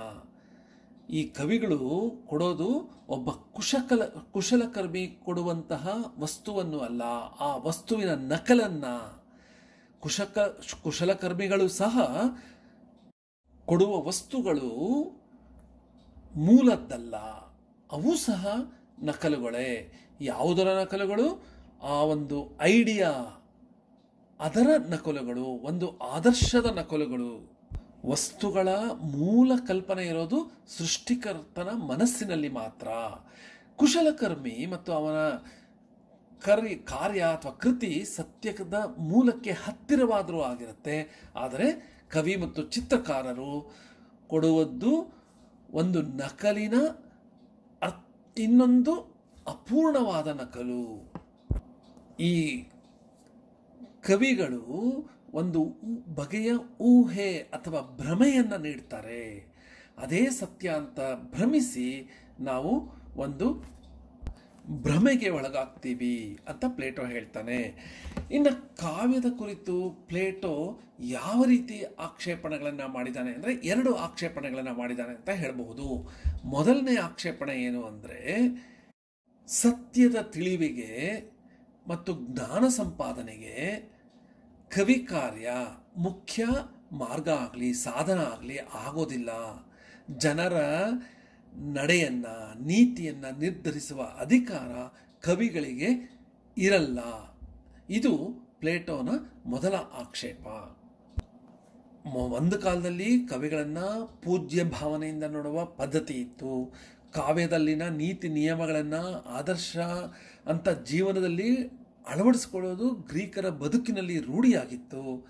ಆದ್ದರಿಂದ ಸಾಮಾಜಿಕ ನಡೆ ನೀತಿಯನ್ನು ನಿರ್ಧರಿಸುವ ಪ್ರಭಾವ ಕವಿಯಾಗಿ ಇದೆ ಅಂತ ಒಪ್ಪಿಕೊಳ್ಳಲಾಗ್ತಾ ಇತ್ತು. ಆದರೆ ಪ್ಲೇಟೋ ಅದನ್ನು ಒಪ್ಪೋದಿಲ್ಲ. ಯಾಕಂದರೆ ಕವಿ ಹೇಳೋದು ಬುದ್ಧಿಗೆ ಅರ್ಥವಾಗುವಂಥ ಸತ್ಯ ಅಲ್ಲ. ಅವನ ಮಾತುಗಳೆಲ್ಲ ಸ್ಫೂರ್ತಿಯ ಆವೇಗದಿಂದ ಬರುವಂಥದ್ದು. ಪ್ರತಿಭೆ ದೈವದತ್ತವಾದದ್ದು ಅಂತ ಪ್ಲೇಟೋ ಒಪ್ತಾನೆ. ಆದರೆ ಸ್ಫೂರ್ತಿ ಬುದ್ಧಿಯ ಕ್ರಿಯೆಯಿಂದ ಹೊರತಾದದ್ದು. ವಿವೇಚನೆಯ ಅಂಕಿತಕ್ಕೆ ಅದು ಸಿಗೋದಿಲ್ಲ. ಅಂತಹ ಮನೋವ್ಯಾಪಾರ ಆವೇಶಕ್ಕೆ ಗುರಿಯಾಗುತ್ತೆ, ಉನ್ಮಾದಕ್ಕೆ ವಶವಾಗುತ್ತೆ, ಮಾತು ಮೈಮರೆತವರ ಮಾತಾಗತ್ತೆ ಈ ಕವಿಗಳ ಮಾತು ಅಂತ ಪ್ಲೇಟೋ ಹೇಳ್ತಾನೆ. ಕವಿಗಳು ಕೊಡಬಲ್ಲ ಜ್ಞಾನ ಬುದ್ಧಿಜನ್ಯವಾದ ತರ್ಕಶುದ್ಧವಾದ ಜ್ಞಾನಕ್ಕೆ ಪ್ರತಿಸ್ಪರ್ಧೆ ಆಗೋದಿಲ್ಲ, ಆ ಮಟ್ಟಕ್ಕೆ ಅದು ಬರೋದಿಲ್ಲ ಅಂತ ಪ್ಲೇಟೋ ಹೇಳ್ತಾನೆ. ಅನೇಕ ಸಲ ಈ ಕವಿಗಳು ಹೇಳುವ ಮಾತು ಅರ್ಥನೂ ಆಗೋದಿಲ್ಲ, ಕ್ಲಿಷ್ಟವಾಗಿರುತ್ತೆ, ಪರಸ್ಪರ ವಿರೋಧವುಳ್ಳದ್ದಾಗುತ್ತೆ. ಆದ್ದರಿಂದ ಕವಿಗಳ ಮಾತನ್ನು ನಂಬಿ ಒಪ್ಕೊಳ್ಳೋದು ಕಷ್ಟ ಅಂತ ಪ್ಲೇಟೋ ಹೇಳ್ತಾನೆ. ಕಾವ್ಯದ ಬಗ್ಗೆ 3 ಅಂಶಗಳನ್ನು ಒಪ್ಪಲಾಗಿತ್ತು. ಆ 3 ಅಂಶಗಳೇನು? ಮೇಲ್ಮೇಲಾಗಿ ಓದಿದ್ರೆ ಸಾಮಾನ್ಯ ಅನಿಸಿದ್ರು ಸಹ ಅರ್ಥವನ್ನು ಸರಿಯಾಗಿ ವಿವರಿಸಿದ್ರೆ ಅದು ಸತ್ಯವನ್ನು ತೋರಿಸುತ್ತೆ. ಮತ್ತು ವಾಚ್ಯಾರ್ಥದ ಹಿಂದೆ ದ್ವಂದ್ವಾರ್ಥ ಇರೋದು ನಿಜ. ಪದದ ವ್ಯುತ್ಪತ್ತಿಯನ್ನು ಪರಿಶೀಲಿಸಿ ಅದರ ಮೂಲಾರ್ಥವನ್ನು ತಿಳಿದುಕೊಳ್ಬೇಕು ಅಂತ ಕಾವ್ಯಗಳ ಬಗ್ಗೆ ಹೇಳಲಾಗ್ತಾ ಇತ್ತು. ಆದರೆ ಪ್ಲೇಟೋ ಈ 3ಅನ್ನೂ ತಳ್ಳಿ ಹಾಕ್ತಾನೆ. ಕವಿಯ ಅರ್ಥವನ್ನು ಬಿಡಿಸಿ ಹೇಳೋದಕ್ಕೆ ಇನ್ನೊಬ್ಬರು ಬೇಕು ಅನ್ನೋದರ ಆದರೆ ಕವಿಯ ಕೃತಿಯಲ್ಲಿ ಅರ್ಥ ಸ್ಫುಟವಾಗಿಲ್ಲ ಅಂತ ಹೇಳ್ತಾನೆ. ಕವಿಯನ್ನು ಅರ್ಥ ಮಾಡೋರು ಸಹ ಕವಿಯ ಭಾವೋನ್ಮಾದಕ್ಕೆ ಒಳಪಡುವವರೇ ಆಗಿರ್ತಾರೆ. ಆದ್ರಿಂದ ಕವಿಯ ಮಾತು ಯಾವ ಕಾರಣಕ್ಕೆ ಒಪ್ಪೋದಕ್ಕೆ ಸಾಧ್ಯ ಇಲ್ಲವೋ ಅದೇ ಕಾರಣಕ್ಕೆ ಅದನ್ನ ವಿವರಿಸುವವನ ಮಾತು ಸಹ ಒಪ್ಪೋದಕ್ಕಾಗೋದಿಲ್ಲ. ಹಾಗೆ ಯಾವುದೇ ಕಾವ್ಯದ ಆಳಕ್ಕೆ ಹೋಗಿ ಅದನ್ನ ಅರ್ಥವನ್ನ ಹುಡುಕೋದಕ್ಕೆ ಎಷ್ಟು ಜನಕ್ಕೆ ಸಾಧ್ಯ ಆಗುತ್ತೆ, ಸಮಯ ಇರುತ್ತೆ ಅಂತ ಪ್ರಶ್ನೆಯನ್ನ ಮಾಡ್ತಾನೆ. ಹಾಗೆ ಮುಂದುವರೆದು ಪದಗಳ ಮೂಲಾರ್ಥ ಶೋಧನೆ ಸಹ ಅಸಂಬದ್ಧ, ಅದೆಲ್ಲ ಒಂದು ಊಹೆ ಅಷ್ಟೇ ಅಂತ ಪ್ಲೇಟೋ ಹೇಳ್ತಾನೆ. ವಿವಿಧ ರೀತಿಯಲ್ಲಿ ಅರ್ಥ ಮಾಡ್ಕೊಳ್ಳೋದಕ್ಕೆ ಅದು ದಾರಿ ಮಾಡಿಕೊಡುತ್ತೆ ಕೃತಿ ಬಗ್ಗೆ ಅಂತ ಪ್ಲೇಟೋ ಹೇಳ್ತಾನೆ. ಹೀಗಾಗಿ ಕವಿಯಾಗಲಿ ಅದನ್ನ ಅರ್ಥೈಸುವ ವಿಮರ್ಶಕನಾಗಲಿ ಜನರ ನಡೆ ನೀತಿಗಳನ್ನು ನಿರ್ಧರಿಸಬಲ್ಲ ಮಾರ್ಗದರ್ಶಕ ಆಗಬಾರದು. ವಿದ್ಯಾವಂತರು ಕಾವ್ಯವನ್ನು ಚರ್ಚಿಸುವುದಕ್ಕಿಂತ ಸತ್ಯಾನ್ವೇಷಣೆಯಲ್ಲಿ ತೊಡಗಬೇಕು. ತತ್ವ ಕೊಡಬಲ್ಲ ಜ್ಞಾನವನ್ನ ಕಾವ್ಯ ಕೊಡೋದಿಲ್ಲ ಅಂತ ಪ್ಲೇಟೋ ಹೇಳ್ತಾನೆ. ಇದು ಪ್ಲೇಟೋನ ಮೊದಲ ಆಕ್ಷೇಪಣೆ. ಮತ್ತೆ ಎರಡನೇ ಆಕ್ಷೇಪಣೆ ಏನು ಅಂತ ಹೇಳೋದಾದ್ರೆ, ಕಾವ್ಯ ನಿರೂಪಿಸುವ ವಿಷಯಗಳು ಮತ್ತು ಕಾವ್ಯವು ಅನುಸರಿಸುವ ರೀತಿ, ಈ ಎರಡೂ ವಿಧಾನಗಳಲ್ಲಿಯೂ ಮನುಷ್ಯನ ನೈತಿಕ ಬೆಳವಣಿಗೆಗೆ ಬಾಧಕ ಆಗುವ ಅಂಶಗಳು ಇವೆ ಅಂತ ಪ್ಲೇಟೋ ಆಕ್ಷೇಪಣೆ ಮಾಡ್ತಾನೆ. ಅಂದರೆ ವಿಷಯನೂ ಸರಿ ಇಲ್ಲ ಮತ್ತು ಅನುಸರಿಸುವ ರೀತಿ ಸಹ ಮನುಷ್ಯನ ನೈತಿಕ ಬೆಳವಣಿಗೆಗೆ ಬಾಧಕವಾಗುತ್ತೆ ಅನ್ನೋದು ಅವನ ಆಕ್ಷೇಪ. ಕಾವ್ಯ ನಿರೂಪಿಸುವ ವಿಷಯಗಳಿಗೆ ಸಂಬಂಧಿಸಿದಂತೆ ಪ್ಲೇಟೋ ಏನು ಹೇಳ್ತಾನೆ ಅಂದರೆ, ಕಾವ್ಯವನ್ನು ಮನುಷ್ಯ ನಂಬ್ತಾನೆ, ಒಪ್ಕೋತಾನೆ, ಅದರ ಪ್ರಭಾವಕ್ಕೆ ಒಳಗಾಗ್ತಾನೆ. ದೇವತೆಗಳೇ ಆಗಲಿ ವೀರನಾಯಕರೇ ಆಗಲಿ ಆದರ್ಶವಲ್ಲದ ರೀತಿಯಲ್ಲಿ ಇವರನ್ನು ಚಿತ್ರಿಸಿದರೆ ಅದು ಓದುಗರ ಮೇಲೆ ಒಳ್ಳೆಯ ಪರಿಣಾಮ ಬೀರೋದಿಲ್ಲ. ನಾಯಕರ ಕೆಟ್ಟ ಗುಣಗಳು ಮನುಷ್ಯರ ಮೇಲೆ, ಓದುಗರ ಮೇಲೆ ಕೆಟ್ಟ ಪರಿಣಾಮವನ್ನು ಬೀರುತ್ತೆ ಅಂತ ಪ್ಲೇಟೋ ಹೇಳ್ತಾನೆ. ಹಾಗೆ ಕಾವ್ಯ ಅನುಸರಿಸುವ ರೀತಿ ವಿಧಾನ ಸಹ ಪ್ಲೇಟೋಗೆ ಅಪಾಯಕಾರಿ ಥರ ಕಾಣಿಸುತ್ತೆ. ಅಪಾಯವನ್ನು ಮನಗಾಣಿಸುವುದಕ್ಕಾಗಿ ಪ್ಲೇಟೋ ಕಾವ್ಯವನ್ನು 3 ಬಗೆಯಾಗಿ ವಿಂಗಡಿಸಿದ್ದಾನೆ. ಶುದ್ಧ ಕಥನ ಕಾವ್ಯ ಮತ್ತು ಕಥಾನಕವನ್ನು ಪಾತ್ರಧಾರಿಯಾಗಿ, ಅಂದರೆ ಕವಿ ವಿವಿಧ ಪಾತ್ರಗಳಾಗಿ ಅವತರಿಸಿ ಕಥೆಯನ್ನು ಮುಂದುವರಿಸಿಕೊಂಡು ಹೋಗುವ ರೀತಿಯ ಕಾವ್ಯ. ಮತ್ತೊಂದು ಮಿಶ್ರ ಕಾವ್ಯ, ಕವಿ ಕೆಲಮಟ್ಟಿಗೆ ವಿವರಣಕಾರನಾಗಿ ಮತ್ತು ಕೆಲಮಟ್ಟಿಗೆ ಪಾತ್ರಧಾರಿಯಾಗಿ ಕಥನವನ್ನು ಮುಂದುವರಿಸಿಕೊಂಡು ಹೋಗುವಂತಹ ಮಹಾಕಾವ್ಯದ ರೀತಿ. ಈ 3 ಬಗೆಯ ಕಾವ್ಯಗಳನ್ನು ವಿಶ್ಲೇಷಿಸಿ ಅವು ಹೇಗೆ ಜನರಿಗೆ ಅಪಾಯಕಾರಿಯಾದದ್ದು ಅಂತ ಪ್ಲೇಟೋ ವಿಶ್ಲೇಷಣೆ ಮಾಡ್ತಾನೆ, ಹೇಳ್ತಾನೆ. ಮೊದಲನೇದು ಶುದ್ಧ ಕಥನ ಕಾವ್ಯ. ಇದು ಆವೇಶದಿಂದ ಕವಿ ವರ್ಣಿಸೋದು ಬಹುದೊಡ್ಡ ಬಾಧಕ ಇದು ಅಂತ ಹೇಳ್ತಾನೆ. ಆವೇಶ ಮತ್ತು ಸ್ಫೂರ್ತಿ ತತ್ವಗಳನ್ನು ಪ್ಲೇಟೋ ಅಲ್ಲಗಳಿತಾನೆ. ಹಾಗೆ 2 ಮತ್ತು 3ನೇ ರೀತಿಯ ಕಾವ್ಯ ಅಂದರೆ, ಎರಡನೇದು ಕಥಾನಕವನ್ನು ಪಾತ್ರಧಾರಿಯಾಗಿ ಮುಂದುವರಿಸಿಕೊಂಡು ಹೋಗೋದು, ಮತ್ತೊಂದು ಮಿಶ್ರ ಕಾವ್ಯ. ಈ 2 ಬಗೆಯ ಕಾವ್ಯಗಳಲ್ಲಿ ಅನುಕರಣ ಕ್ರಿಯೆ ಪ್ರಧಾನವಾದ ಕೃತಿಗಳು ಅಂತ ಪ್ಲೇಟೋ ಹೇಳ್ತಾನೆ. ಓದುಗರು ಪಾತ್ರಗಳೊಂದಿಗೆ ತನ್ಮಯತೆಯಿಂದ ಒಂದಾಗ್ಬಿಡ್ತಾರೆ. ತನ್ನದಲ್ಲದ ಮತ್ತೊಂದು ಪಾತ್ರದೊಂದಿಗೆ ಒಂದಾಗೋದು ಆರೋಗ್ಯಕರವಾದ ವಿಷಯ ಅಲ್ಲ. ಅನುಕರಣೆ ಅತಿಯಾದಾಗ ಅದು ಹಾಗೆ ಮಾಡುವವನ ವ್ಯಕ್ತಿತ್ವವನ್ನು, ಸ್ವಭಾವವನ್ನು, ಶೀಲವನ್ನು ದುರ್ಬಲಗೊಳಿಸುತ್ತೆ ಅಂತ ಪ್ಲೇಟೋ ಆಕ್ಷೇಪಿಸ್ತಾನೆ. ನಾವು ಸಹ ಒಂದು ಕಾದಂಬರಿ ಓದಬೇಕಾದ್ರೆ, ಒಂದು ಕೃತಿ ಓದಬೇಕಾದ್ರೆ, ಒಂದು ಚಿತ್ರ ನೋಡಬೇಕಾದ್ರೆ ಅವುಗಳಲ್ಲಿ ನಾವು ಒಂದಾಗ್ಬಿಡ್ತೀವಿ, ಭಾವನಾತ್ಮಕವಾಗಿ ಒಂದಾಗ್ತೀವಿ. ಅದಕ್ಕೆ ನಾವು ಚಲನಚಿತ್ರ ನೋಡುವಾಗ ನಮ್ಮ ಕಣ್ಣಲ್ಲಿ ನೀರು ಹೋಗುತ್ತೆ, ಕಣ್ಣೀರು ಹರಿಯುತ್ತೆ. ಆ ರೀತಿ ಒಂದಾಗಬಾರ್ದು, ಅದು ನಮ್ಮನ್ನು ದುರ್ಬಲವರನ್ನಾಗಿ ಮಾಡುತ್ತೆ ಅಂತ ಪ್ಲೇಟೋ ಹೇಳಿರೋದು. ಅಂದರೆ ಒಂದು ನೆನ್ಪಿಟ್ಕೋಬೇಕು, ಹಾಗೆ ಇರಬೇಕು ಅಂತ ಸಹ ಮತ್ತೆ ಹಲವಾರು ವಿಮರ್ಶಕರು ಮತ್ತು ಹಲವಾರು ವಿದ್ವಾಂಸರು ಹೇಳಿದ್ದಾರೆ. ಅದು ಬೇರೆ ವಿಷಯ. ಪ್ಲೇಟೋ ಹೇಳಿರೋದು ಆ ರೀತಿ ನಾವು ಕೃತಿಯ ಪಾತ್ರಗಳಲ್ಲಿ ಒಂದಾಗಿ ನಾವು ದುರ್ಬಲರಾಗಬಾರ್ದು ಅಂತ ಪ್ಲೇಟೋವಿನ ಆಕ್ಷೇಪ. ಕಾವ್ಯದ ಕುರಿತಾದ ಇತರ ಆಕ್ಷೇಪಣೆಗಳು ಏನು ಪ್ಲೇಟೋದು ಅಂದರೆ, ಕಾವ್ಯ ಮತ್ತು ನಾಟಕಗಳು ಮನುಷ್ಯರ ಭಾವಜೀವನದ ಮೇಲೆ ದುಷ್ಪರಿಣಾಮವನ್ನು ಉಂಟು ಮಾಡುತ್ತೆ ಅಂತ ಪ್ಲೇಟೋ ಹೇಳ್ತಾನೆ. ಚಿತ್ರಕಾರ ಅಥವಾ ಕವಿ ಭ್ರಮೆಯನ್ನು ಉಂಟು ಮಾಡುವಂತೆ, ಅದರ ಮೂಲಕವೇ ತನ್ನ ಪರಿಣಾಮವನ್ನು ಸಾಧಿಸುವಂತೆ ಕವಿ ಸಹ ಕೆಲವೊಂದು ಭಾವನೆಗಳನ್ನು ಬಳಸಿ ಪ್ರಚೋದಿಸಿ ಜೀವನದ ಒಂದು ವಿಕೃತ ನೋಟವನ್ನು ಕೊಡ್ತಾನೆ. ಓದುಕ ಬುದ್ಧಿಯ ಹಿಡಿತ ತಪ್ಪಿದ ಭಾವನೆಗಳ ಆವೇಗಕ್ಕೆ ಒಳಗಾಗ್ತಾನೆ. ನಾಚಿಕೆ ಪಟ್ಟುಕೊಳ್ಳಬಹುದಾದ ಭಾವ ಪ್ರದರ್ಶನಕ್ಕೆ ಅವಕಾಶ ಆಗುತ್ತೆ.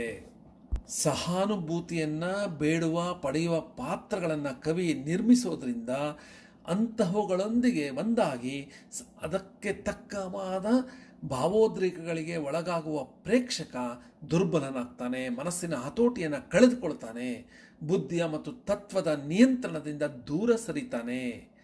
ಹೀಗೆ ಕಾವ್ಯ ಮತ್ತು ನಾಟಕಗಳು ಅಂಥ ಭಾವವಿಕಾರಗಳನ್ನು ತಗ್ಗಿಸಿ ಆರಿ ಹೋಗುವಂತೆ ಮಾಡುವುದರ ಬದಲಾಗಿ ಅವುಗಳ ಆಧಿಪತ್ಯ ಓದುಗರ ಮೇಲೆ ನಡೆಯುವಂತೆ ಮಾಡುತ್ತೆ ಅಂತ ಪ್ಲೇಟೋ ಕಾವ್ಯಗಳನ್ನು ಟೀಕಿಸ್ತಾನೆ. ಕಾವ್ಯದ ಮೂಲಕ ಸತ್ಯವನ್ನು ಅರಿತುಕೊಳ್ಳೋದಕ್ಕೆ ಸಾಧ್ಯ ಇಲ್ಲ. ಮಾನಸಿಕವಾಗಿ ಕಾವ್ಯಗಳು ದುಷ್ಪರಿಣಾಮವನ್ನು ಉಂಟು ಮಾಡುತ್ತೆ ಅಂತ ಹೇಳಿ ತನ್ನ ಆದರ್ಶ ರಾಜ್ಯದಲ್ಲಿ ಕವಿಗೆ ಸ್ಥಾನ ಇರಬಾರದು ಅಂತ ಪ್ಲೇಟೋ ಹೇಳ್ತಾನೆ. ದೇವರನ್ನ ಕುರಿತು ಪ್ರಾರ್ಥನಾ ಪದ್ಯಗಳು, ವೀರಗಾಥೆಗಳು ಇದ್ರೂ ಸಹ, ಆದರೆ ಈ ಕಾವ್ಯಗಳು ಇರಬಾರದು ಅಂತ ಹೇಳ್ತಾನೆ. ವ್ಯಕ್ತಿಗಳನ್ನು ನಾಯಕರನ್ನಾಗಿ ಮಾಡುವ ರೀತಿಯ ಕಾವ್ಯಗಳು ಬೇಡ ಅಂತ ಪ್ಲೇಟೋ ಹೇಳ್ತಾನೆ. ಹೀಗೆ ಪ್ಲೇಟೋನ ಆಕ್ಷೇಪಣೆ ಪಾಶ್ಚಾತ್ಯ ವಿಮರ್ಶೆಯ ಚರಿತ್ರೆಯಲ್ಲಿ ಒಂದು ದೊಡ್ಡ ಮೈಲುಗಲ್ಲು ಅಂತ ಹೇಳಬಹುದು. ಆದರ್ಶ ರಾಜ್ಯದಿಂದ ಕವಿ ನಾಟಕಕಾರನ ಹೊರದೂಡಿದವ ಎಂಬ ಖ್ಯಾತಿ ಮತ್ತು ಅಪಖ್ಯಾತಿ ಎರಡಕ್ಕೂ ಪ್ಲೇಟೋ ಒಳಗಾಗ್ತಾನೆ. ಪ್ಲೇಟೋ ತನ್ನ ರಿಪಬ್ಲಿಕ್ ಗ್ರಂಥದಲ್ಲಿ ಸಾಹಿತ್ಯದ ಒಳ್ಳೆಯ ಪ್ರಭಾವವನ್ನು ಕುರಿತು ಸಹ ಮಾತನಾಡಿದ್ದಾನೆ. ಧೈರ್ಯ, ಶುಚಿ, ಸಂಯಮಗಳ ಸದ್ಗುಣಗಳನ್ನು ಎತ್ತಿ ತೋರಿಸುತ್ತೆ ಕಾವ್ಯಗಳು ಅಂತ ಸಹ ಹೇಳಿದ್ದಾನೆ. ಆ ತರಹದ ರುದ್ರ ಮತ್ತು ವಿನೋದ ನಾಟಕಗಳು ಬರಲಿ ಅಂತ ಹೇಳ್ತಾನೆ. ಇಂತಹ ಗುಣಗಳ ಅನುಕರಣೆಯಿಂದ ಮಾನವರ ಸ್ವಭಾವದಲ್ಲಿ ಉದಾತ್ತವಾದ ಅಂಶಗಳನ್ನು ಬೆಳೆಸ್ಕೊಳ್ಳೋದಕ್ಕೆ ಸಾಧ್ಯವಾಗುತ್ತೆ ಅಂತ ಪ್ಲೇಟೋ ಹೇಳ್ತಾನೆ.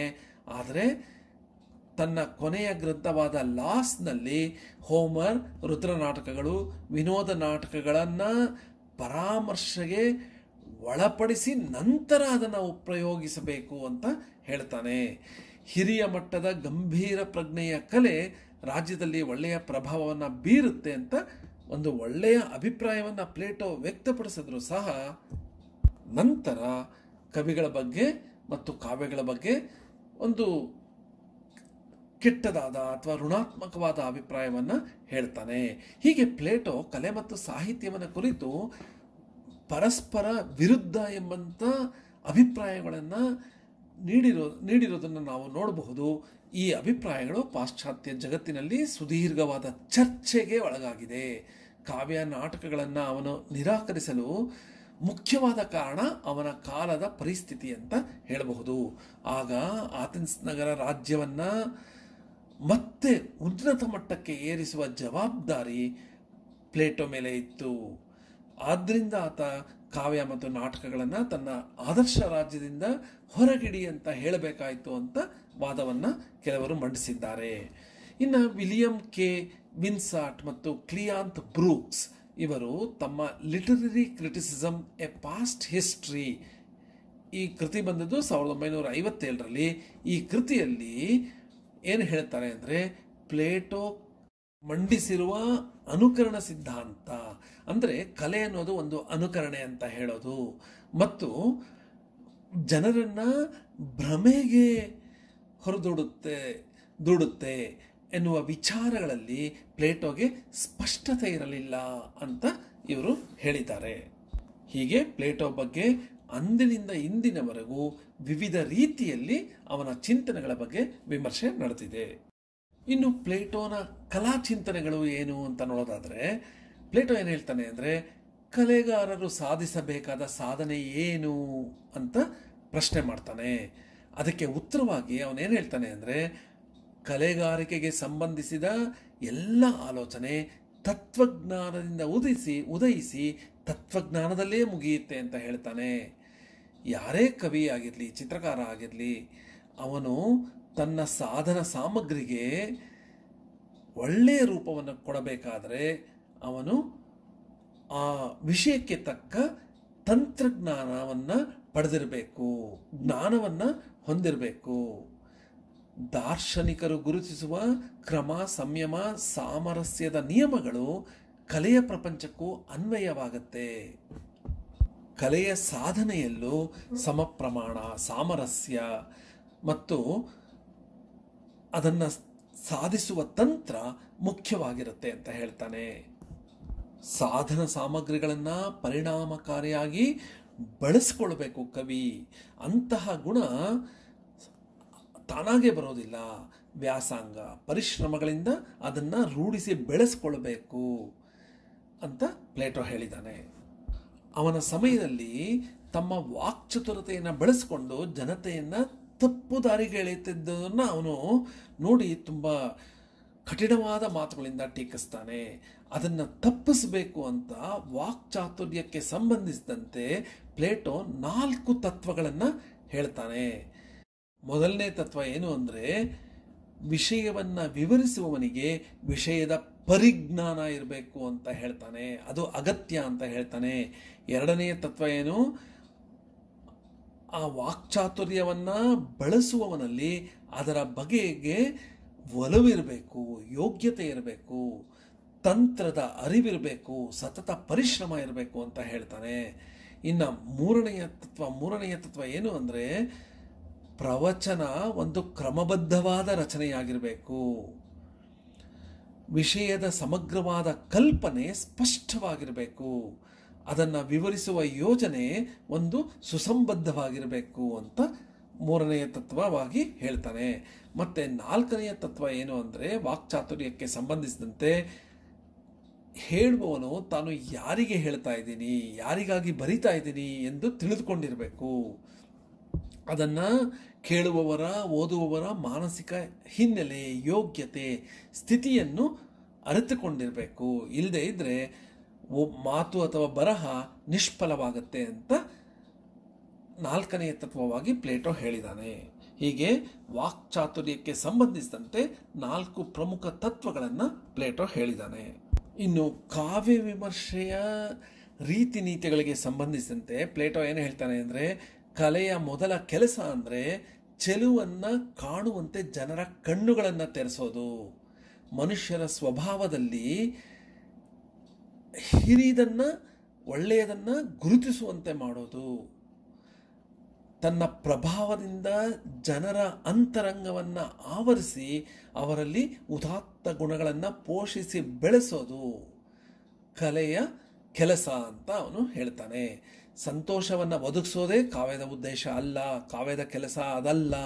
ಕೇವಲ ಸಂತೋಷವನ್ನು ಒದಗಿಸೋದು ಮಾತ್ರ ಅಲ್ಲ, ಮನುಷ್ಯನ ಶೀಲವನ್ನು ಪ್ರಭಾವಿಸಿ, ರೂಪಿಸಿ, ಅವನ ಅಂತರಂಗದಲ್ಲಿ ಉದಾತ್ತವಾದ ಅಂಶವನ್ನು ಪೋಷಿಸಿ ಹೊರತರೋದು ಕಾವ್ಯದ ಮುಖ್ಯವಾದ ಕೆಲಸ ಅಂತ ಹೇಳ್ತಾನೆ. ಬರಹ ಏಕಮುಖವಾಗಿರಬೇಕು, ಕ್ರಮಬದ್ಧವಾಗಿರಬೇಕು, ಸಮರ್ಪಕವಾಗಿರಬೇಕು, ಔಚಿತ್ಯಪೂರ್ಣವಾಗಿರಬೇಕು.